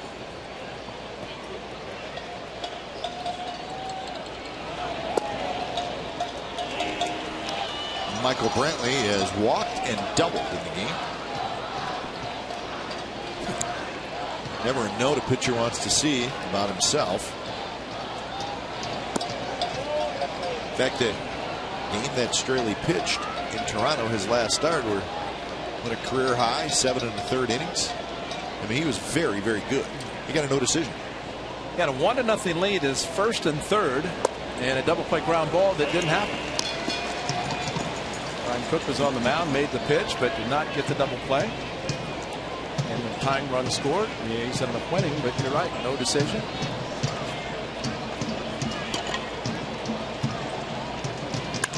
That one is driven to right center. That's hit well. Reddick going back, and it is off the very top of the wall. And Brantley is going to have a double. Well, let's hope that's an omen, because it just happened to hit the right angle on the top of the fence to come back. Instead of taking the top spin and taking it out of the park, hanging curveball got under it. He's hit 8 home runs. Look at the way this ball hits on top, and just the way it hit, maybe just below the top, but came right back to Cespedes as Reddick gets out of the way of the throw going in. All Brandon can do is that, smile. Ends up with a double. And here's Asdrubal Cabrera. That's hit number 5 for the Indians.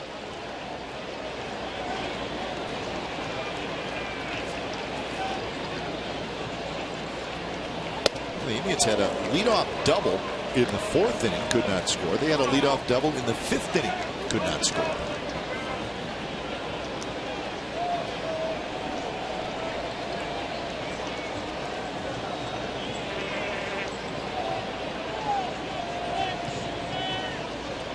Outfield straightaway for Cabrera.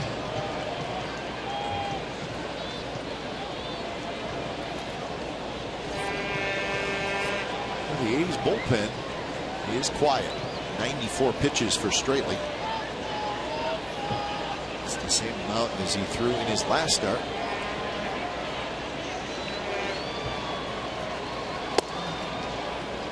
Changeup just missed outside. Giambi is in the on-deck circle.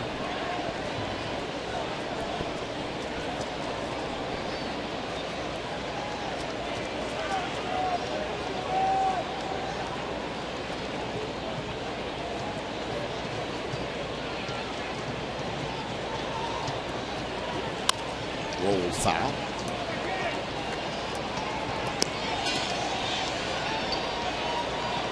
So as Ray said, a sellout crowd tonight. Yoenis Cespedes bobblehead night. Beautiful weather. A couple of playoff hopeful teams playing. And right now with the marine layer coming in, it's cooling off a little bit, and whatever sun there was is gone. So really nice time to hit.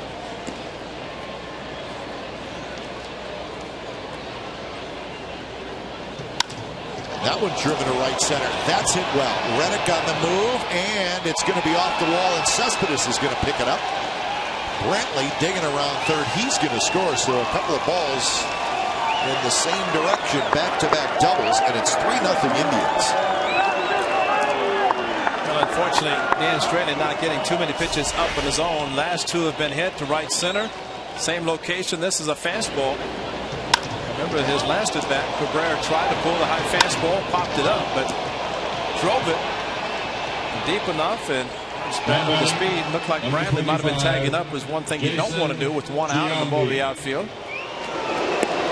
Jerry Clemens gets heated up quickly.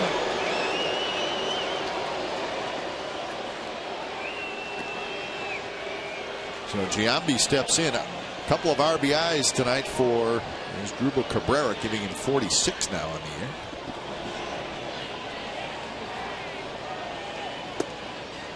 Maybe Cabrera still ticked off from the last ball that he hit last night.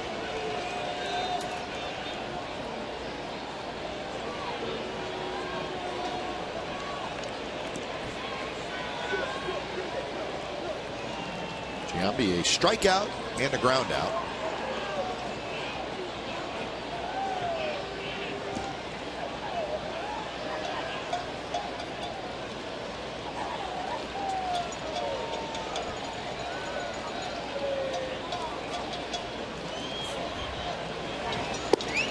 Fastball right there. Looked like maybe Giambi was taken all the way. Jason Giambi throughout his career has been a very good hitter looking for certain pitches. He can sit on a pitch, look for it. If he doesn't get it, he'll take it. But if he gets it and he's looking for it, he can do some serious damage. As Mike Stanton found out a few years ago with the Yankees. So Australia now right at 100 pitches. With the first inning, the one that stands out.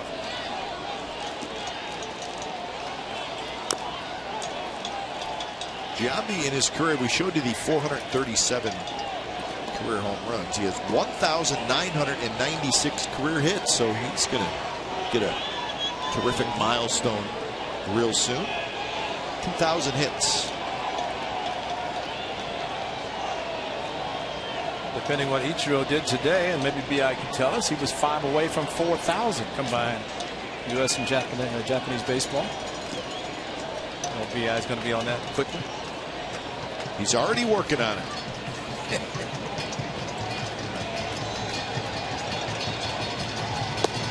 Giambi takes a close pitch, 3-2. 1 away from Andre Dawson. 5 away from Kingman. You're in the top 40, you're doing just fine.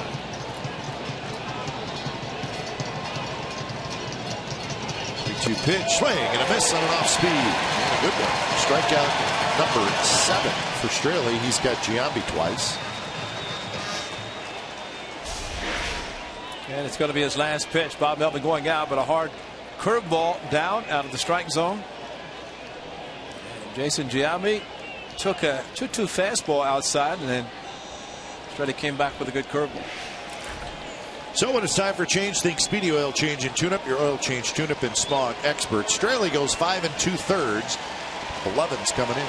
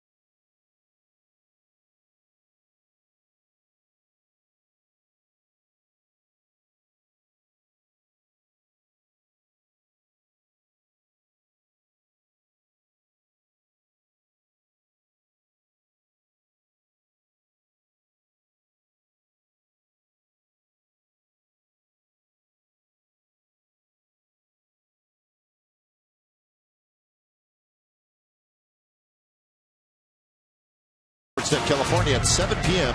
The San Jose Earthquakes take on Sporting KC Live from Buckshaw Stadium.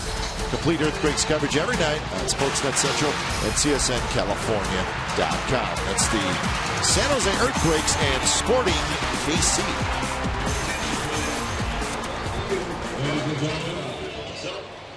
3-0, the Indians lead. For Cleveland, they've added a run here in the top of the 6th inning. Adding for Chisenhall, number 4, Mike Aviles. So Straley 103 pitches on the night. The first inning took a lot out of him with 31 pitches, but then he settled in, but kind of hurts your chances of going deep into the game. So Blevins comes in here in the 6th, and a pinch hitter is Mike Aviles. So Lonnie Chisenhall was the scheduled hitter. Jerry Blevins pitching better. Corrected a mechanical flaw and has a record of 5-0 with his 54th game.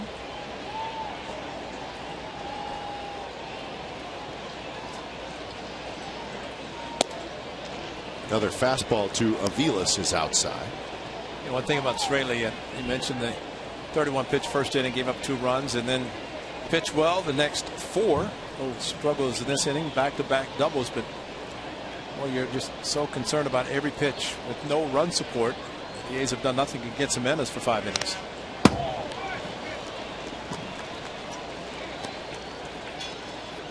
A.J. Griffin last night 5 innings. The bullpen took it the rest of the way, and Cook picked up the win. Sonny Gray picked up his first major league win on Thursday.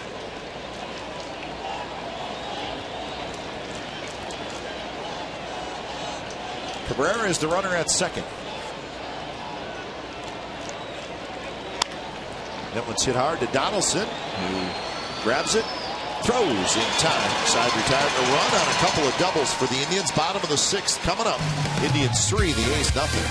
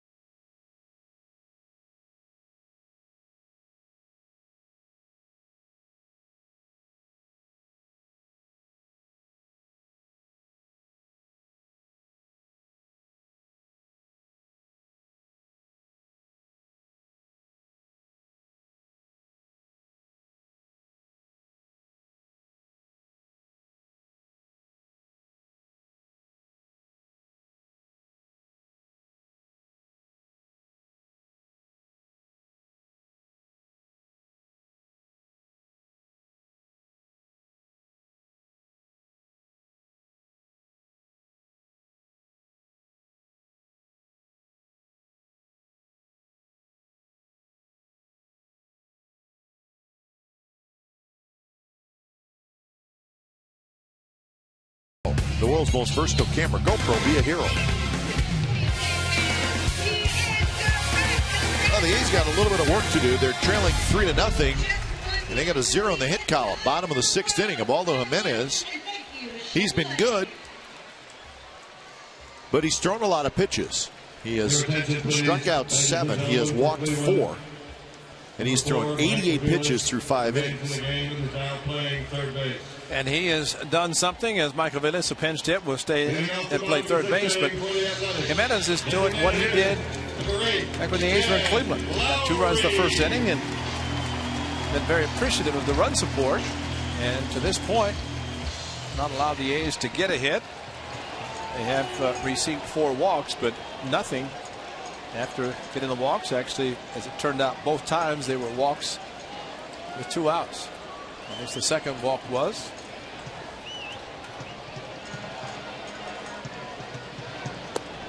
So it'll be Lowry, Reddick, and Cespedes. 2, 3, and 4 for the A's, trying to get something going against Jimenez.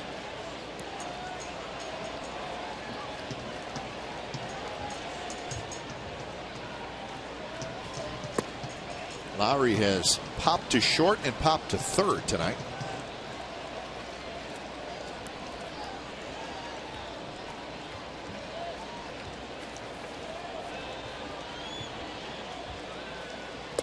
Not close. Astros are leading the Angels 5-4 in the 5th inning down in Anaheim.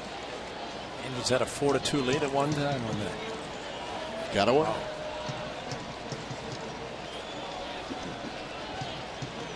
2-1 pitch is ripped foul down the right field line.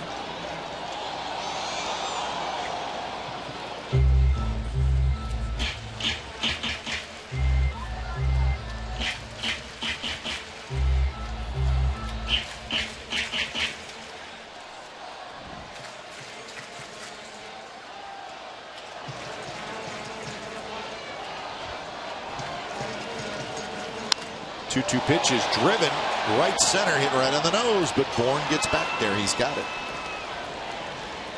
So line drive, but it's an out, and that's one out here in the bottom of the 6th inning. The most pitches that Jimenez has thrown in a game this year, Ray, is 114. Number 16, Josh Reddick. 93 now after the first out of the 6th inning. A's need a couple of bloops and then a blast, because right now the line drives are being caught. So those aren't working. And Jimenez doing a good job of throwing off-speed pitches in counts in which the A's hitters will be thinking fastball. And that's the quality of a pitcher to be able to do that, especially if it possesses a 94-mile-an-hour fastball, which Jimenez does.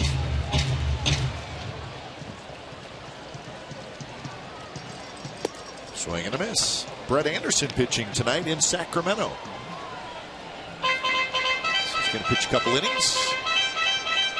In relief, right? We'll see Brett Anderson soon.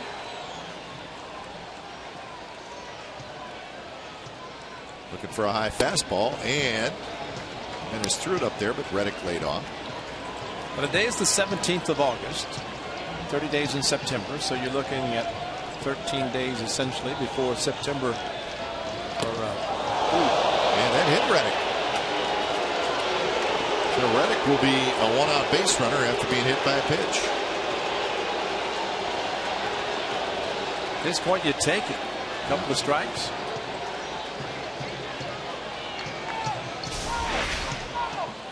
Pitch up and in, and Reddick tried to get out of the way, but grazed him in the right shoulder. Tricep area. Now batting, center fielder, number 52. So you got the protection on the right elbow, which kind of stiffened his arm, and maybe the thud we heard was that, which still, it hurts. That's Rich Hill, the tall left-hander, starts to throw.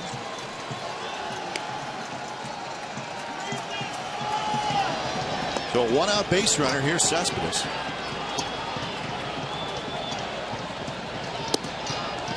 Off-speed pitch, stays inside.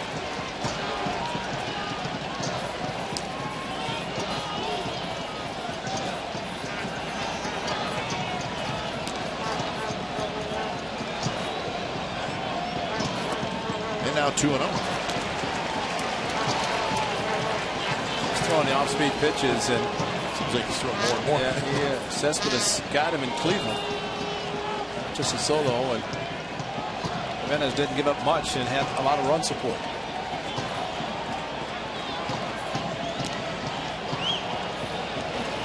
And now 3-0. Not close. This was in Cleveland, the first game of the series. Jimenez with a fastball, and Cespedes crushed it. Like everything he hits is a line drive. It just barely gets over the fence, but that's where it's landing. How much farther it could be going. And that one's not close, and it's a 4-pitch walk, and the A's have some action here in the 6th inning.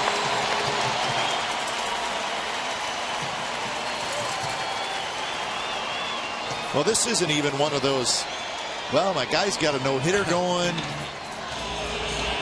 You know, I got to leave him out there. I got to give him a chance. I mean, this is only the 6th inning with one out. Yeah, he knows that's not going to happen. So you're right. So this would be a visit. Hill, I would think, would be ready. And you got Moss, the lefty, and then Donaldson, a righty. So I think Terry Francona is looking at Moss stays in the game if the right-hander Jimenez stays in. Lefty comes in, maybe a pinch hit, but then he hits face Donaldson with the lefty. Cap, I was mentioning about, I said September, but it's August 31st before the September call-up. Yeah. So essentially 2 weeks. And mentioned about Anderson and Cologne. We're looking at the time frame before Cologne would be eligible. 15 days would take it the 1st of September when the rosters can be increased. And question about Brett Anderson, how many appearances will he make, or will he be able to make before he's ready? And if they're talking bullpen, it would take fewer appearances. And that seems to be what we've been hearing, but nothing for sure that Anderson will indeed start in the bullpen. But pretty good pitcher and not a bad guy to have. Yep. Coming back this time of year. First pitch to Moss. And breaking ball for a strike. Inside corner. You'd almost like to think that Brandon Moss is seeing so many breaking pitches are like hitting a knuckleball that he hit last Saturday. Last weekend against R.A. Dickey. Straightaway center. Another curveball. He's gone 3 and 2 twice tonight. Moss has against Jimenez. Struck him out on one off speed, the splitter, and here comes another curveball. That's the pitch he threw in the last time to walk him 3 and 2. But he has thrown 2 very good curveballs in this attempt. And then he goes upstairs with a fastball and he gets his 8th strikeout. So that's the old change the eye set. Down, down, and then up. And that's exactly where Santana wanted it. And it looked good to Brandon Moss. It could not catch up, and he admits, he said, anytime I get a high fastball, it looks so good, but I know it's tough to hit. And he just proved his point. So 2 outs, and here's Donaldson.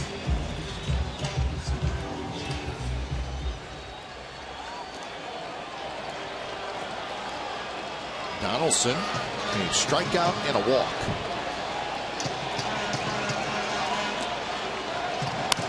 And there's a shot to center, and that's going to be a base hit. And that should be a run, and it will be a run. Reddick crosses home plate, and it's 3-1.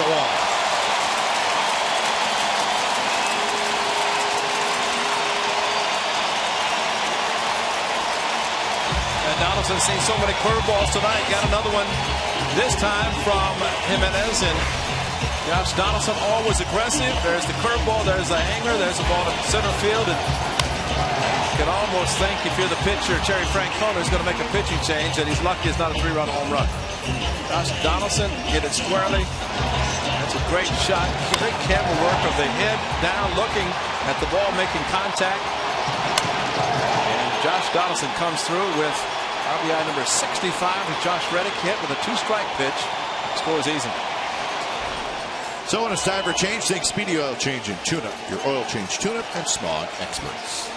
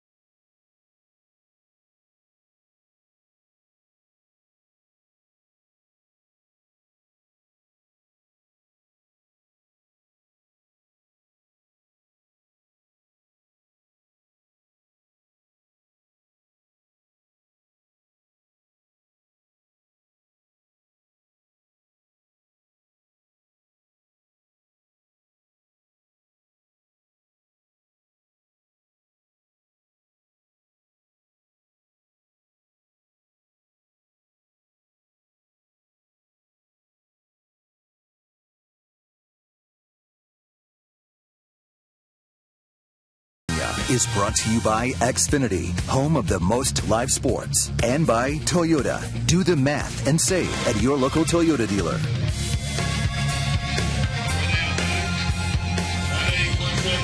So Chris Young with the left-hander coming in. Chris Young is going to hit for Seth Smith. So the A's are on the board here in the bottom of the 6th inning.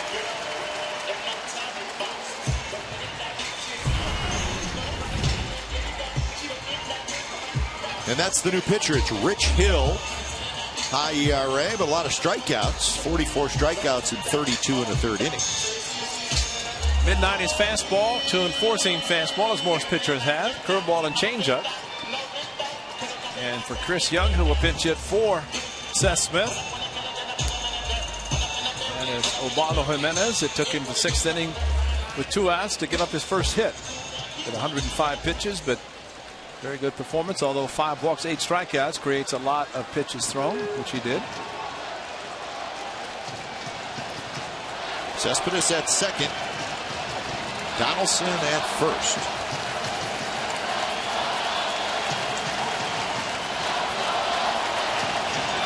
First pitch, a slider, and a good one for a strike from Hill.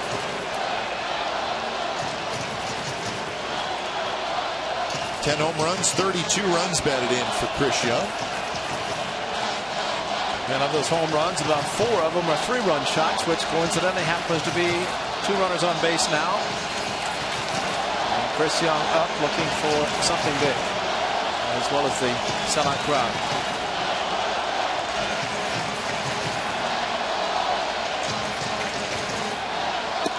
Fastball is inside. Chris Young taking batting practice today, and Kaipi hit a ball down the line and did the same thing that he did a couple of nights ago against Houston, just fine. Of course. It wasn't reviewed either in BP, but it's so similar to the one he had. He liked to hit it just to the right of the foul pole, get it deep enough.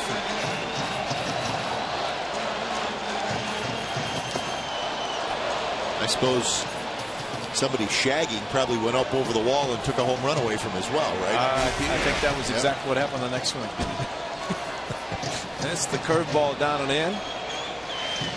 Veras, who with Houston gave up the 3-run home run on the curveball. That was in Houston. That curveball was going away from him. This curveball is coming in. Cespedes scoots back. Rich Hill started his career with the Cubs as a starter. He spent a year in Baltimore. The last 3 years he's been in the Red Sox organization.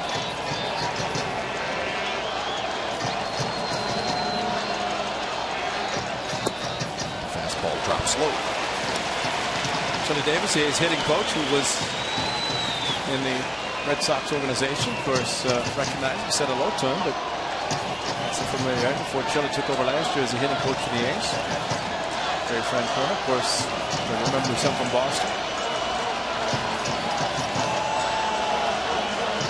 Lots of injuries with the Red Sox for Rich Hill. And a slow breaking ball, and Young swings and misses. Side retired. So A's get their first run. They also get their first hit. And it's 3-1 Indians after 6.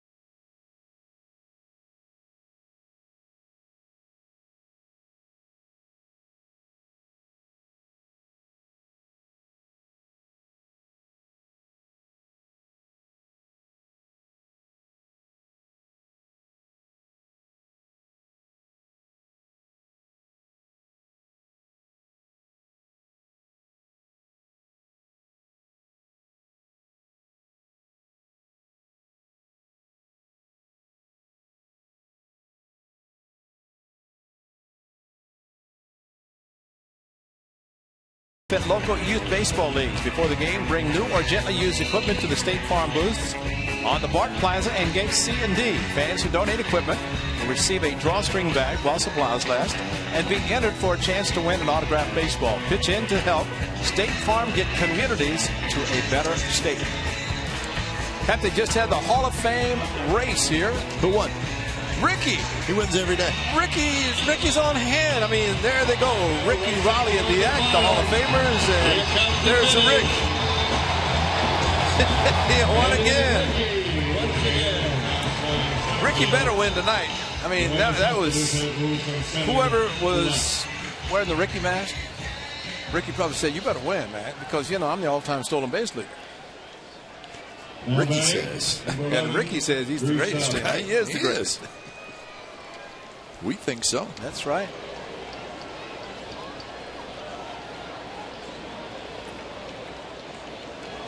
Seventh inning from the Coliseum in front of a sellout crowd.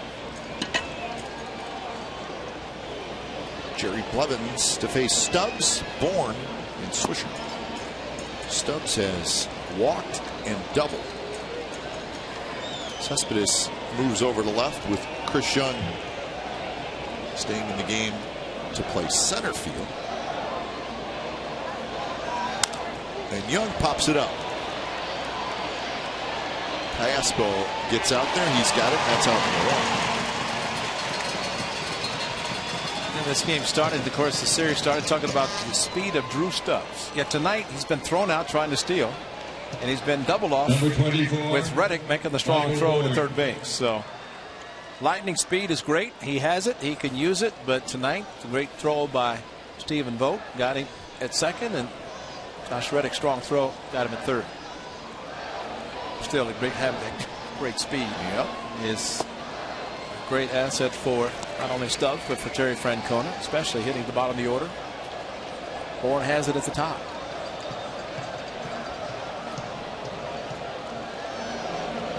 Bourne is 0 for 6 in the series.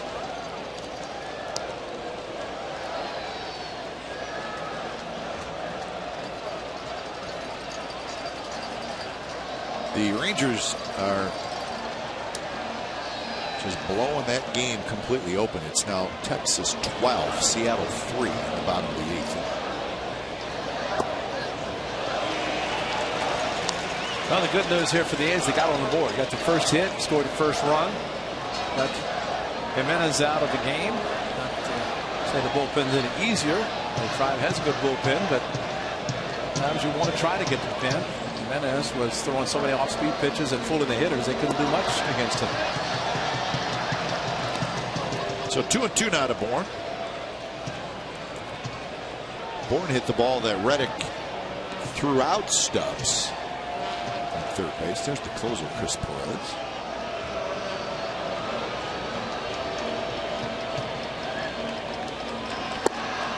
Very close, and it's 3-2.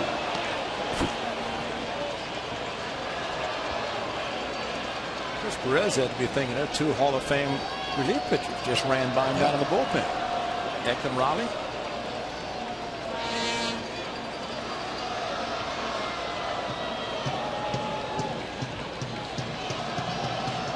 Payoff pitch to Bourne.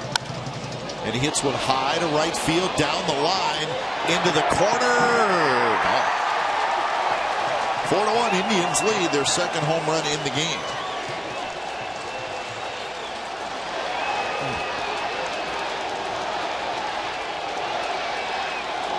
So it looked like it just kind of floated on the inside corner. And watch him put his hands in. That's 84. Cutter stayed inside, and Blevins kind of knew it with the look when he went down to his knees. Is Bourne more of a line drive, but boy, when you make a mistake pull the hands and he hit it in the right direction down the line. No chance for it to hook.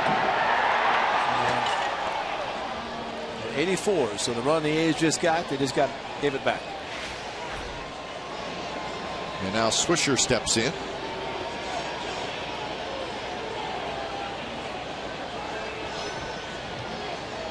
Swisher 3 for 6 in the series with a home run.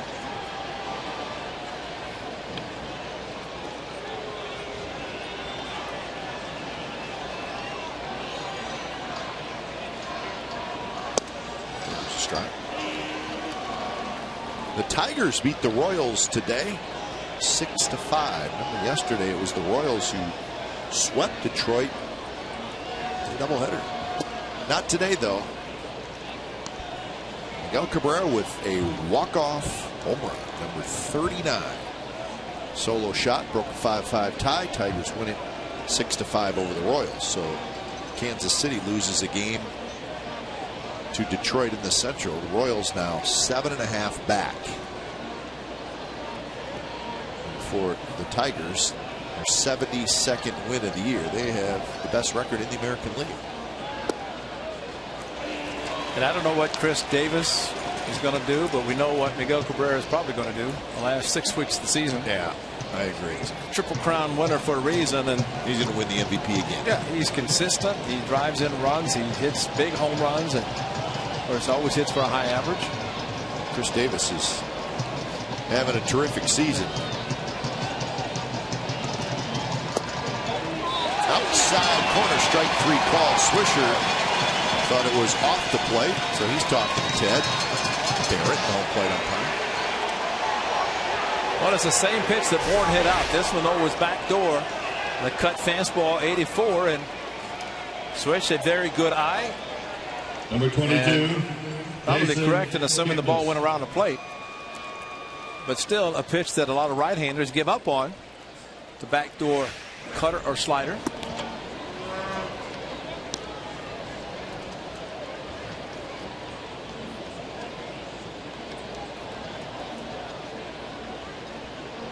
One 1-0 to Kipnis. 1-1 to Kipnis, who has struck out twice and popped out. So Kipnis 1 for 6 in the series.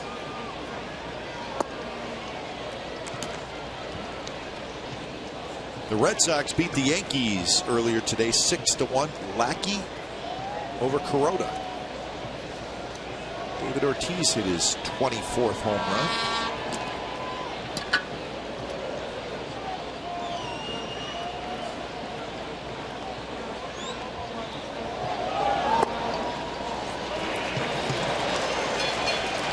First place Red Sox get their 73rd win.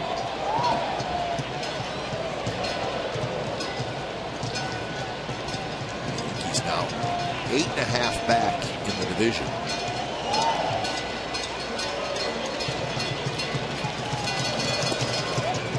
Full count to Kipnis. Santana waiting in the on-deck circle.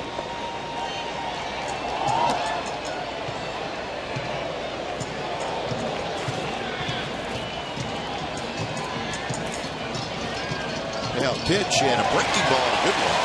So Kipnis strikes out, but Michael Bourne with his 5th home run of the year. 7th inning stretch from the Coliseum. It's the Indians 4 and the A's 1.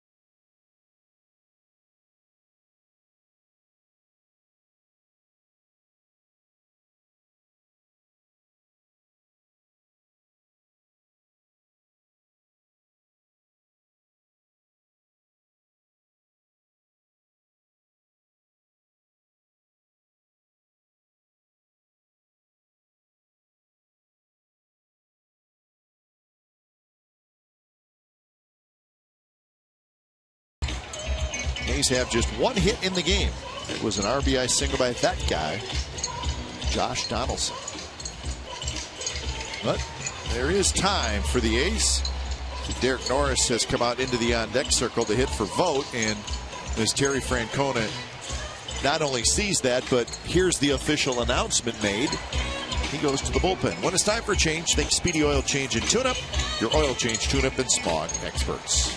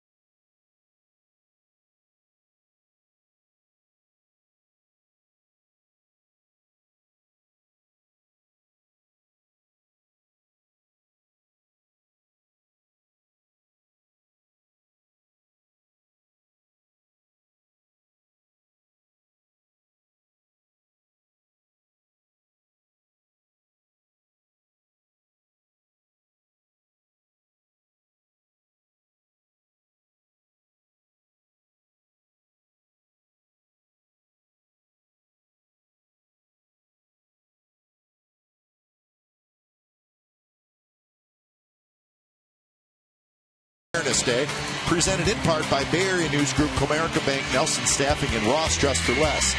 Since 1999, the A's have donated more than $1.25 million to breast cancer awareness, education, and research. To join the fight, purchase a special $26 ticket, and $5 will go directly to the American Cancer Society. For more information and to purchase special tickets, go to oaklandathletics.com/survivor. So the pinch hitter is Derek Norris, and he's going to face the right-hander Brian Shaw. Another power arm out of the bullpen of the Indians, and Shaw with 3 different fastballs, 2 and 4 seam plus a cutter, slider, and changeup. First pitch cutter missed inside. Derek. Once again. Shaw's one of those guys that, if you told him he had to throw a ball straight, he probably wouldn't be able to. He's got that natural cut. It's a pretty good pitch. Well, he's retiring this year, Mario Rivera comes to say. He's had quite a career with the one cut fastball.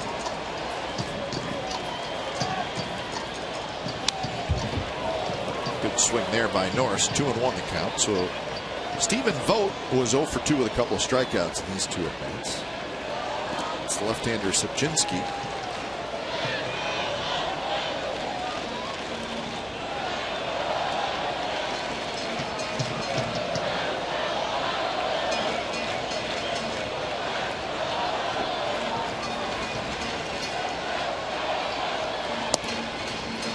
That cutter that just looks like just a little slider.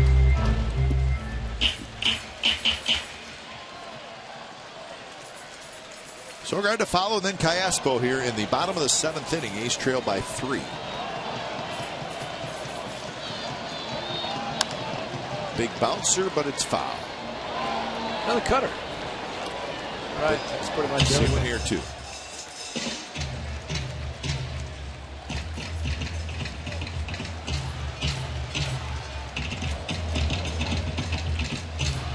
Tola will not start tomorrow. It's going to be Tommy Malone.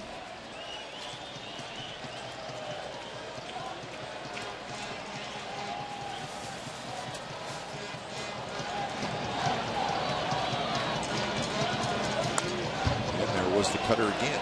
The Rangers scored 8 runs in the bottom of the 8th inning, and they now lead 15-3. 9th inning, they're trying to wrap that baby up. They once trailed 2-0 early, believe it or not. Well, Seattle just wants to tire them out, be a the game tomorrow, the series finale, before the Mariners come to Oakland. It will not be Iwakuma or Felix Hernandez pitching tomorrow. High fly ball, shallow center. Bourne coming in. He's got it. So Norris, the pinch hitter, flies out. He'll stay in the game and catch. And that'll bring up Sogard.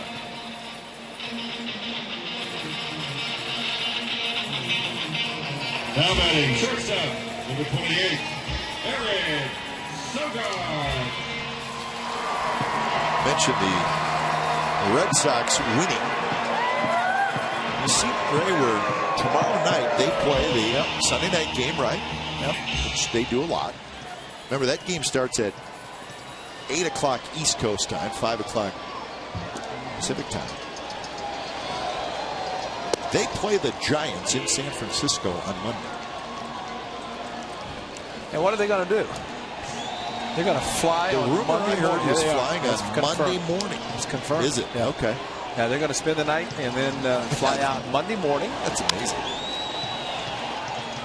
That's the way it used to be. At one time it was, well, not across the country, but at least I know I played in Cleveland. We would fly on day game all the time. So, but they pick up 3 hours. Yeah, you pick up and see, well, it's a network game, but you know the rule of thumb usually, at least if you're going east, it has to be a day game. But when you're going west and picking up 3 hours, you can play a night game. Just like the Toronto game Monday, that could have been a night game with the A's playing here Tuesday night, but because the A's would be picking up 3 coming this way, they're allowed to do it. But somebody told me that today, that they were thinking about doing that, and I was like, wow. That's the same thing I heard. Well, if you figure, just stay on California time. That game starts at 5 o'clock California time, ends at 8:30, right? I mean, it's the Red Sox and the Yankees with long commercial break. Hour to get out of the ballpark. Half hour to load the plane. You're talking 10, 10:30, maybe if you're lucky. 6-hour flight. You're up. So now it's 3:30, 4 o'clock when you get here. By the time you get to the hotel, probably 5:30, 6 o'clock in the morning. With the morning news. Rush hour traffic. So they're going to get up early and fly on Monday morning. Do not see that very often. Matter of fact, you never see it. I mean, that's at least like that, where you're playing that night. No, it's just unheard of. Especially when you're going coast to coast. But yeah, you don't see it if if the A's were going to Anaheim, you wouldn't see it. Or if the Indians were going to Detroit, you wouldn't see it.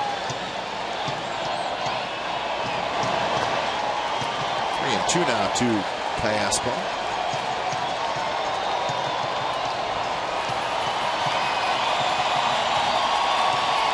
Trying to get aboard. Callaspo is 0 for 2. Lowry is hitless tonight as well.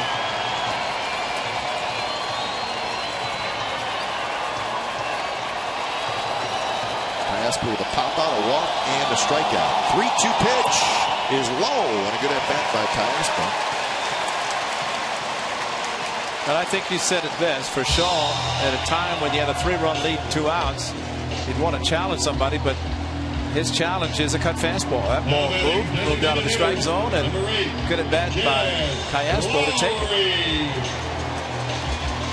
So the Rangers win it 15-3 over the Mariners. So that series even at a game apiece. The rubber game will be tomorrow.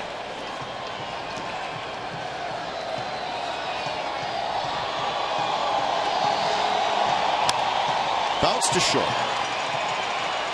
As Drupal Cabrera flips it across side, retired. 8th inning coming up. It's the Indians 4 and the A's 1.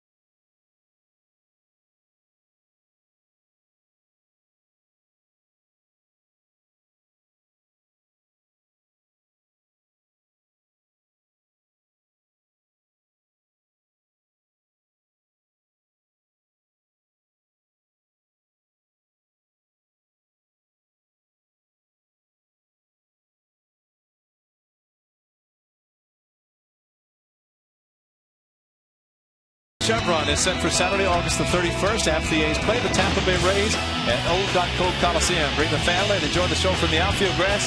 On-field capacity is limited.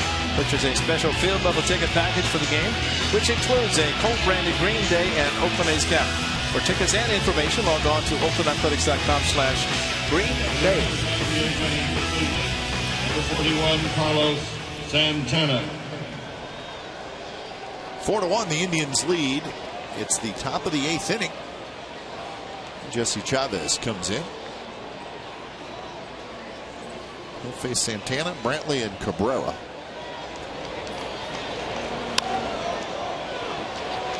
First pitch swinging, Santana skies one foul. It's time for change. Think Speedy Oil Change and Tune-Up. Your oil change, tune-up, and smog experts. Appearance number 25 for Jesse Chavez.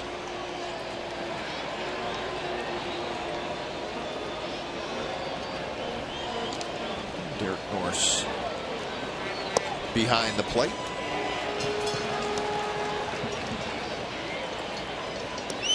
Chavez pitched on Tuesday night, and remember, that's when he threw a lot of pitches. What was it, 59? Yeah, he pitched about 3 2/3 innings. Did a great job. And that one is line. What a play by Sogard!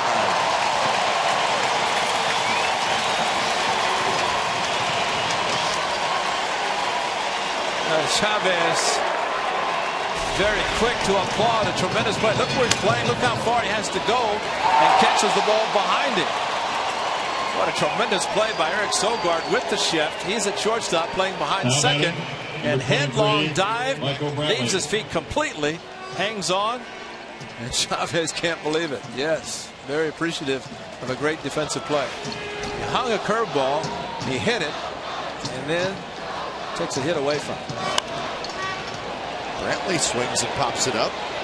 Sogard again on the move, and he makes the catch in front of Cespedes for out number 2.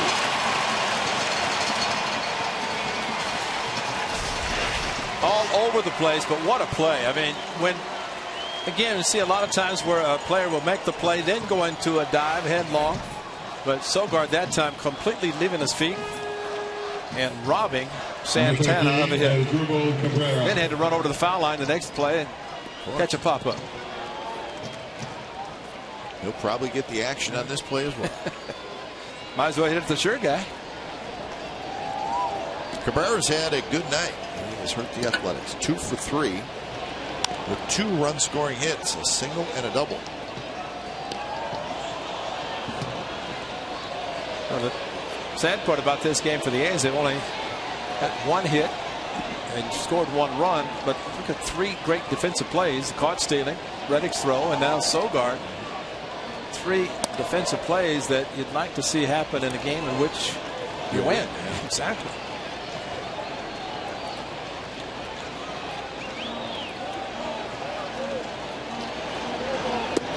Pitches outside to Cabrera. The Blue Jays beat the Rays 6-2. Bautista and Lynn homers. Lynn actually hit a pair. So the Rays lose a game in the East.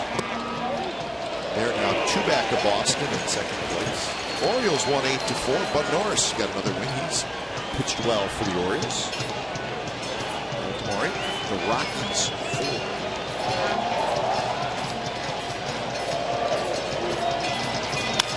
There's a shot. Sogard again. You said it. It's not routine, but he made the play. I think I'm going to stand up and give him a standing. The rest of the crowd is. Why not? That's worthy of it. That was awesome. 1.5 inning. Look at his play. Timed his lead perfectly and brought it down. 3 great plays.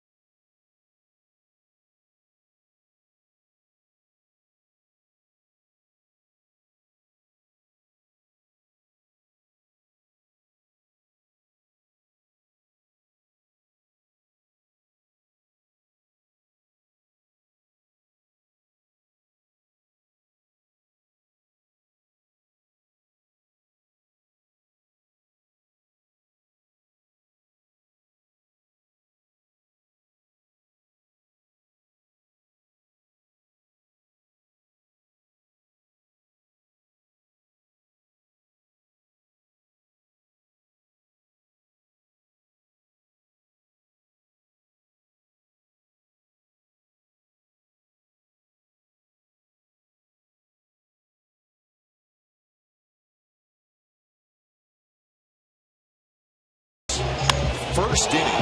Nick Swisher, the first pitch he sees, his 13th home run of the year, 1-0 Indians. And then later on in the first inning, as Asdrubal Cabrera with a 2-out RBI hit. So the Indians had a quick 2-0 lead. Ubaldo Jimenez tonight, he was good. He gave up just 1 hit and 1 run. He walked 5. At times, did not have great control, but he struck out 8, and he pitched into the 6th inning. 4-7-0 for the Indians. 1-1-0 for the Athletics. Straley goes 5 2/3. Ubaldo Jimenez goes 5 2/3. So the A's only hit was the Donaldson RBI single in the 6th inning. So new pitcher for the Indians, it's the sidewinder Joe Smith. So he's their setup man. Shaw goes an inning. Cabrera out, Bourne in, and Bourne falls off Cabrera at the last minute, and that's out number 1. So Joe Smith, not an easy guy to hit. Especially, I would imagine, if you're a right-handed hitter. Especially with a name like that, Joe Smith. That's for sure. He's a basic guy. He's a basic dude. Yeah, just but his pitching is not basic. No, his name is basic, but that's about all. It's been a workhorse for the Tribe, and why not? It's a different look. That's what you'd like to see out of a reliever. And Cespedes shoots one right back up the middle. So that's hit number 2 for the Athletics. How many times you see a ball hit off a pitcher's glove, it deflects to one of the infielders. The ball was hit so hard with topspin. Smith got his glove on it, but that was it. Right away in the center. One hop, Smith, bang, and then couldn't deflect it enough over to Cabrera. That's how hard it was hit.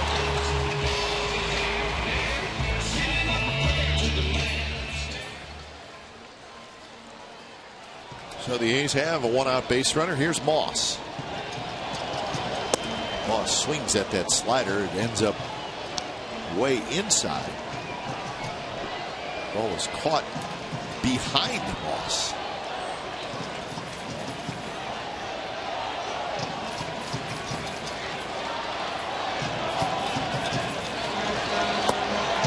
In the last 2 years for Smith in the Indians bullpen, Ray, 2011, 71 appearances and a 2.01 ERA.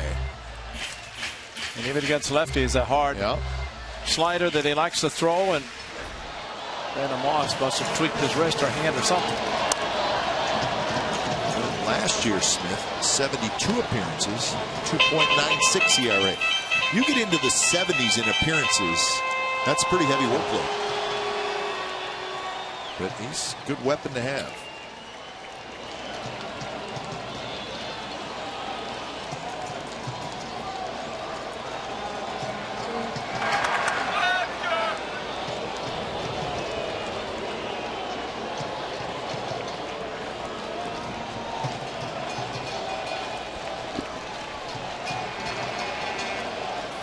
Oh-2 pitch, strike 3 call. Oh, that's that backdoor slider, and it's always a tough pitch for a left-handed hitter to pull the trigger on. Well, Brandon Moss watched it and said, please don't be a strike, but knew it was. And once that happens right there, he's done. Boy, I had a lot on the plate.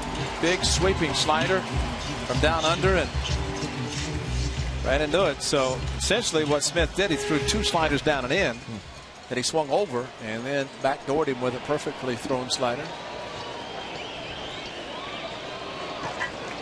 So you'd have to think, if you're a right-handed hitter, Josh Donaldson knows he's going to get the slider down and away.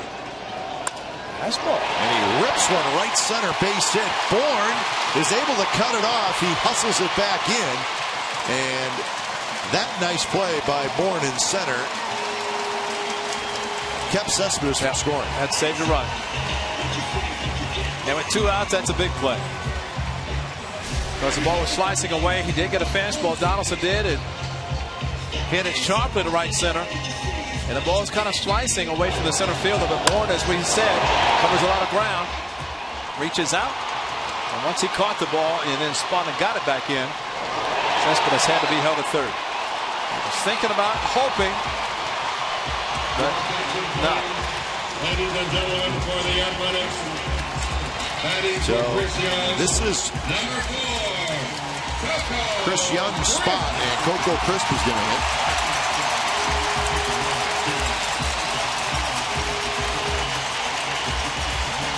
And I think that tells you how tough Joe Smith is on right-hand hitters. Taking a guy with pretty good power now with 2 guys on and a 3-run difference. Bob Melvin just hoping that Coco can do something to keep the inning going. He's not expecting a miracle considering he hasn't played since last weekend. As I mentioned, did take batting practice today, which was a positive.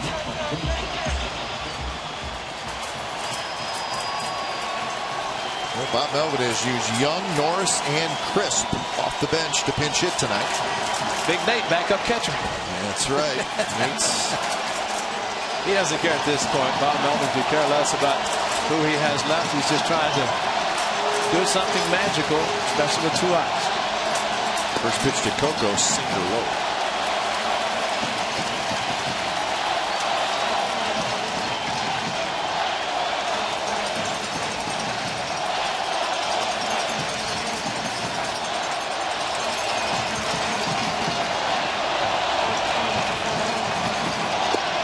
That slider first time.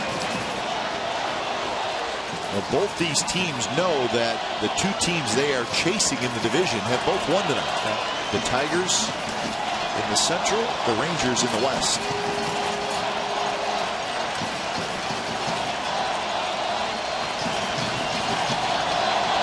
1-1 pitch is inside, 2-1. Well, the 2-seam, he wanted to bring it back, tried, but not enough, according to Ted Barrett. Stayed on the inner part of the plate.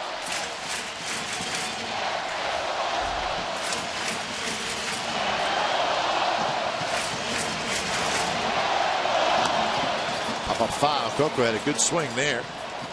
That pitch a little bit up.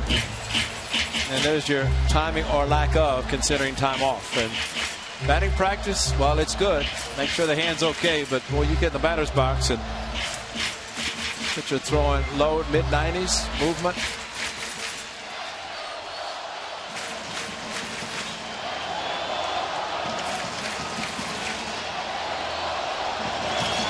And that one not close, so Coco's worked it full. Norris is the on-deck hitter.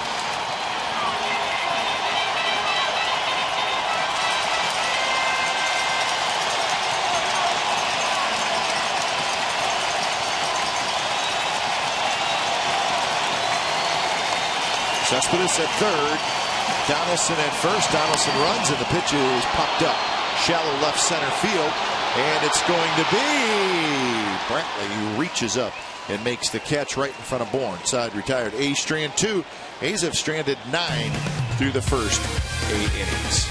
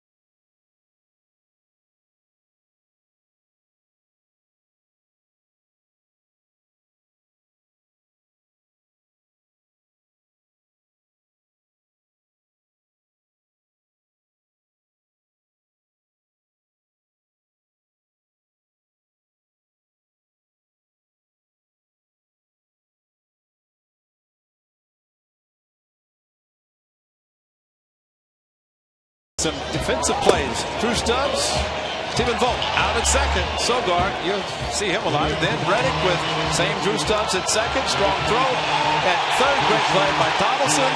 Got him there. And how about this play by Eric Sogard? Up the middle, diving, robbing Santana. Jesse Chavez not only liked it on the mound, liked it better in the dugout. There's your AT&T Universe Rewind. Great defensive plays all night, but unfortunately, the A's have a lot of runs on the board. Coco Crisp stays in the game to play center field. It's good to see Coco back out there. So you like to think that with him here tonight, he'll be back tomorrow. Giambi hits it hard, but Moss takes care of it, and that's out number 1. So Jason Giambi in the lineup tonight, but a quiet night. He was 0 for 4. See Chris Perez, the Indians' closer.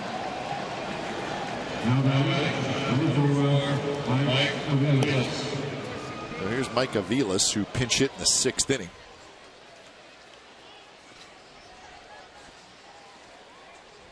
Grounded out in that pinch hitting appearance. Indians with 2 in the 1st, 1 in the 6th, 1 in the 7th. The A's only run came in the 6th.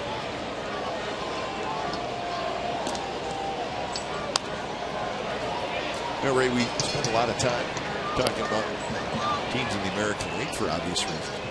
It's hard not to take notice of what the Los Angeles Dodgers are doing. It's unbelievable. It is unbelievable. They want to get an A? Oh, of course. That was with Kershaw, right? Yeah, well, that's about as automatic as you're going to get. The Dodgers won today. Their second half record is 25-3. They have won 42 out of the last 50 games. They're 42-8 in their last 50 games. You know, we marvel at, remember the Tigers in '84 with 35-5, right? Yeah. Well, 42-8 is right in the same ballpark. 42-8. Thing is, the Dodgers are doing that at a time when you just blowing everybody out of the water. Yeah, Tigers did at the beginning of the season. They had to maintain that the first 40, and they did wire to wire. But yeah, they're becoming pretty special. And then you start looking at them as a playoff team, and then they become really scary. Well, they started Greinke yesterday. He won, and Kershaw today. That's a bad luck series if you can. Yeah, and the Ryu, the lefty's pretty good, yeah. and they got Nolasco. Yeah. So they're a dangerous team, not just because of the wins they're just racking up now. They're running away with the National League West. That's a huge story right now, the way they're playing.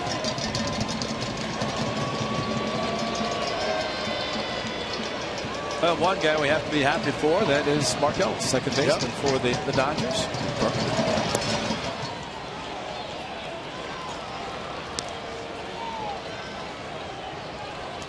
There's a Dodger fan. He's got his Kershaw jersey on, too.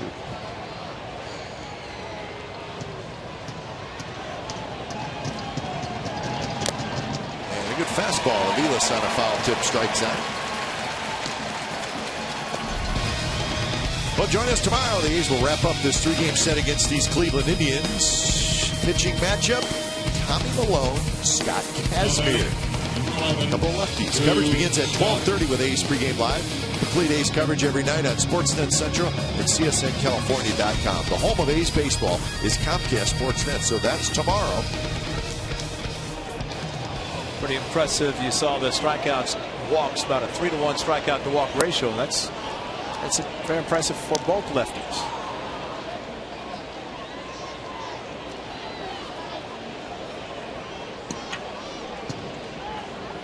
One 1-0 to Stubbs. So the A's will finish the series tomorrow and then host the Seattle Mariners. The Texas Rangers, they will stay home on Monday and they will host the Houston Astros.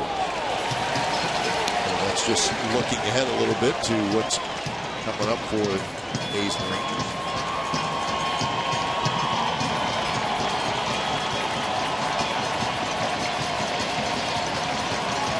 One-two pitch to Stubbs. Curveball popped up foul. Each team has struck out 10 times tonight. So we've had a lot of strikeouts, had a lot of walks. The A's with just 3 hits in the game, but they've stranded 9.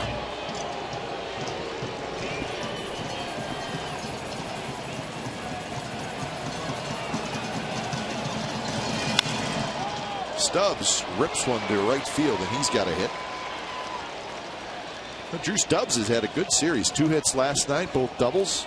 Tonight, a single, double, and a walk. But that's all right, because he's going to try to steal second, probably get thrown out again. Now batting, number 24. He might as well. I mean, he's been thrown out already at second and at third. A high breaking ball that he hammered to right field. So while he's been on base, he's not been able to do much to advance. Would be a time to try to steal with a couple of outs, but we shall see. That was Derek Norris now catching Stephen Bolt, who threw him out first time. It's also throwing very well. First pitch to Bourne is a strike. Heck, Stubbs getting thrown out in the second inning. That's the first time he's been thrown out this year. He was 13 for 13.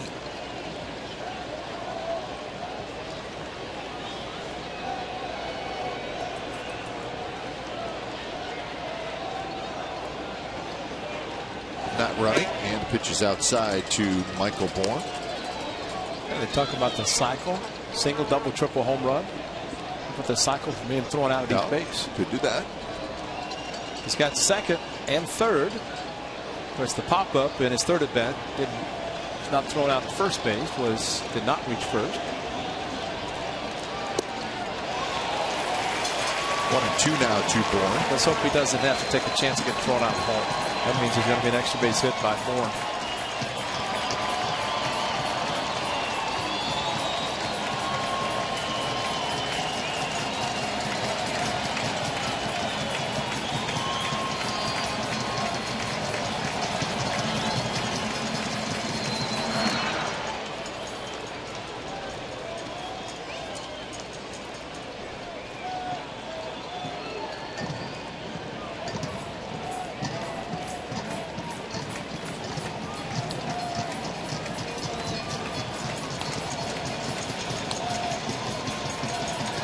Not running, and the pitch is just a bit outside.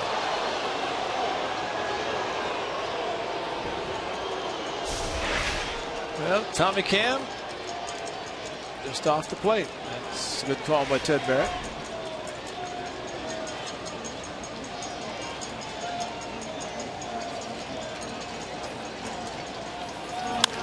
That one hit hard into right field, a base hit. Stubbs will stop at second base, so a couple of 2-out hits for the Indians as they're trying to add on here in the ninth. Stubbs had to avoid being hit, but don't you know he's running to second base and said, please let me do something where I don't have to try to go to third.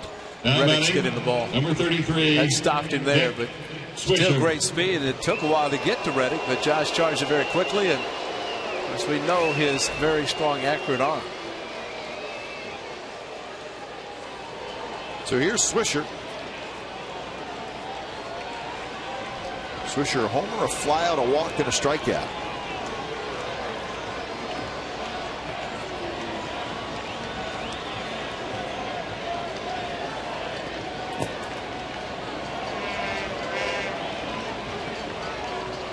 Nine hits now for the Indians. Norris knocks it down and scrambles after it a little bit.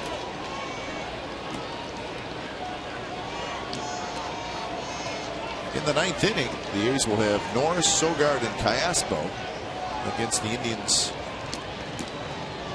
closer Chris Perez. But now Matt Albers is out there. The Indians were to lengthen out their lead some more. Maybe Albers would come in instead of Perez.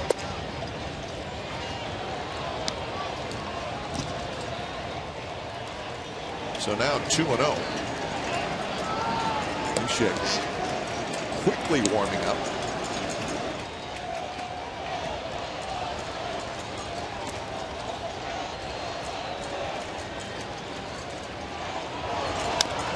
Swisher got a fastball there. Probably looking for it on 2-0, and he got it.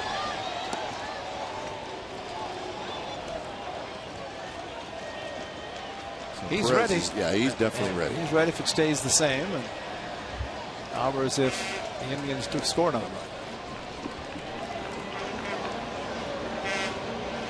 Terrific speed with Stubbs and Bourne. 2-1 pitch. Swisher got a breaking ball and he rolls it foul. So now 2-2.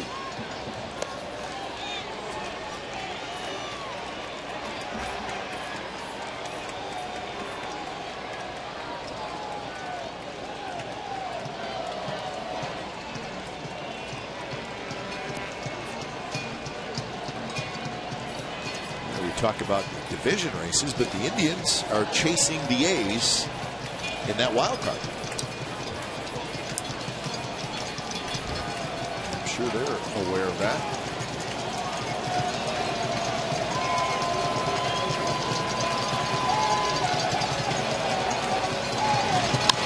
Swisher with a shot base hit. Here comes Stubbs. Here comes Reddick.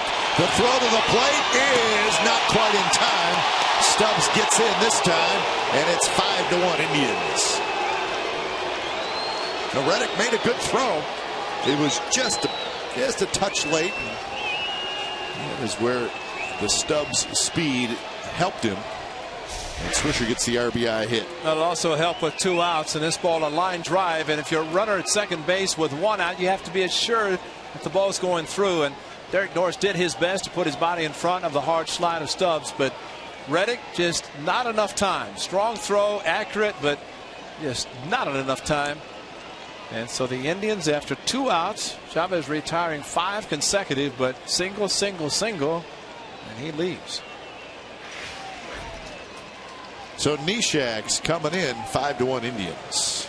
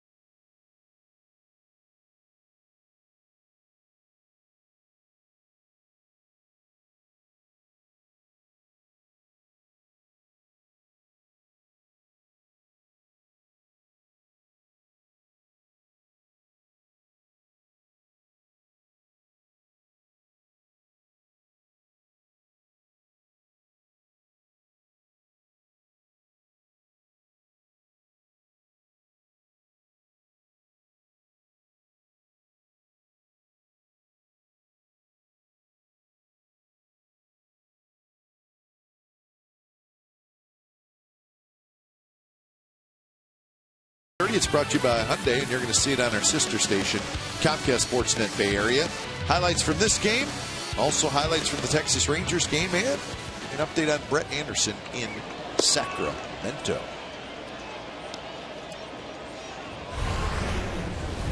So Neshek comes in. He's facing Kipnis. So 3 straight hits by Stubbs, Bourne, and Swisher for an insurance run for the Indians here in the 9th inning.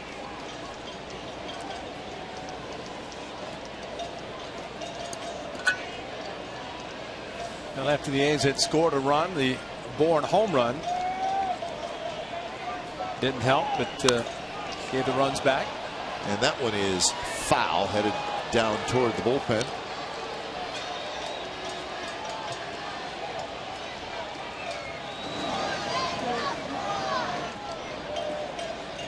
So 2-1 to Kipnis, who is 0 for 4 in the game.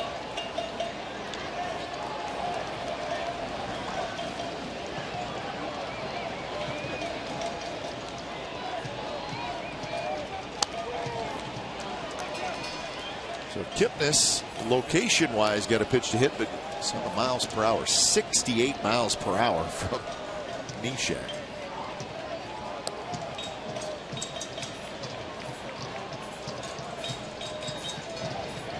So 2-2 the count. Kipnis is 1 for 7 in the series.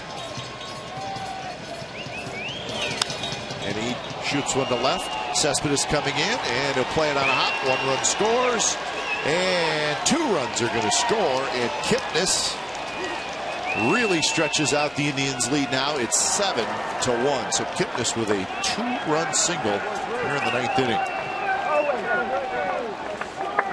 So an inning that started pretty clean has now gotten ugly. Now batting, number 41, especially Carlos with 4 consecutive hits with 2 strikes. Stubbs, Bourne, Swisher, and now Kipnis. Ground out to first, and then a strikeout and 4 consecutive singles. So all 3 runs charged to Chavez. This situation right here is why Matt Albers was loosening up. And Chris Perez, the closer, will sit down. And now 0-2 to Carlos Santana.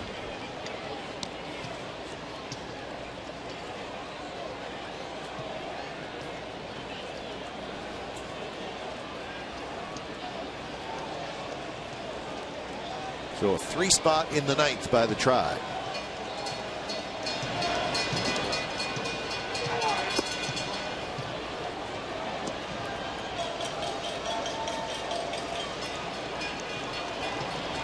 Baltimore Orioles, another team that's chasing the A's in this wild card. They want time. If you're the Orioles, you look above you in the wild card, you see that the Rays lost and the A's are trailing 7-1. See if the season ends on September 29th. Probably going to go right down to the final. Can't imagine how it would. Exactly. Too many teams involved. So Santana strikes out, but damage done. 3 runs for the Indians. 7-1 as we go to the bottom of the 9th inning.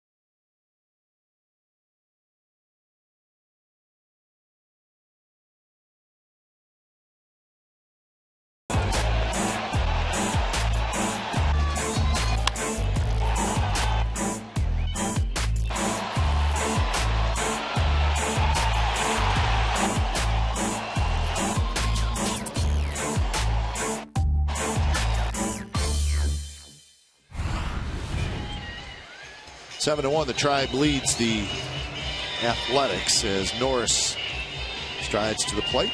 And indeed, the A's need a rally, and they need a big rally. So Matt Albers comes in here in the 9th inning.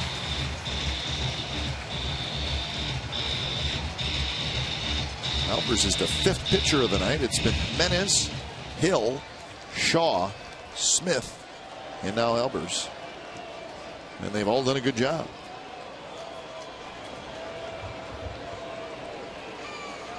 I guess you'd have to say that when the A's only have 3 hits and the 1 run.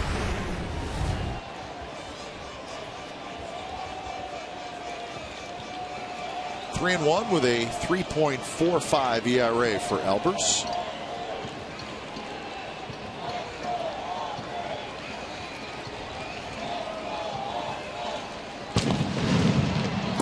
Swing and a miss. So the count 0-2.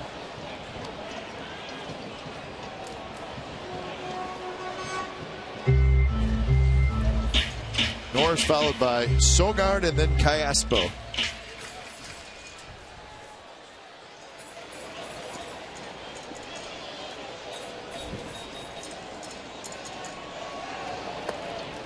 Albers with that sinker that drops low. A's post-game live coming up after the ball game. Certainly like to give the guys back in the studio something to talk about. May not happen. Well, they talk about tomorrow's starting pitcher. That's right. Tommy Malone. Swing and a miss by Norris, and that is the 11th A's hitter to strike out tonight. We're talking about the Albers Masterson sinker. Look at this. This is the Justin Masterson Masterson there. 2-seamer down and in. It is a decent bullpen he needs to have.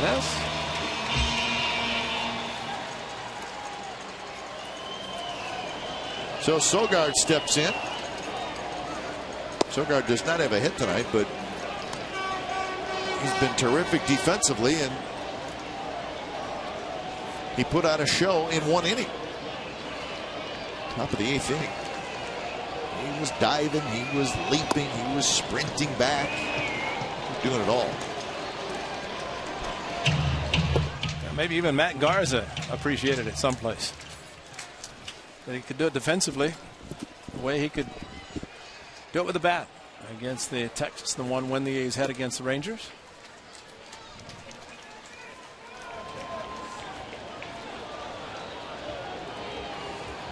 Sogard, a couple of fly balls to center field and a ground out.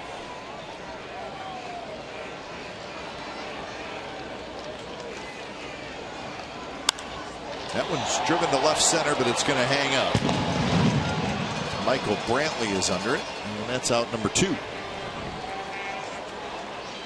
thing we've seen with Eric Sogard with his big hits, line drives, and tonight 3 fly balls, 2 to center, 1 to left, and the problem he has, he knows he does not possess enough power to drive the ball out of the park. Occasionally down the line, which he's done a couple of times. So here's Callaspo, 2 outs. First pitch from Albers is outside. Malone and Kazmir tomorrow. Our coverage starts at 12:30 here on Comcast Sportsnet California. Don't want to miss it. Pennant race baseball. 2 good teams. Jimenez, pretty good chance for a win tonight. Gave up just 1 hit in 5 2/3 innings. And now it's 1 and 2.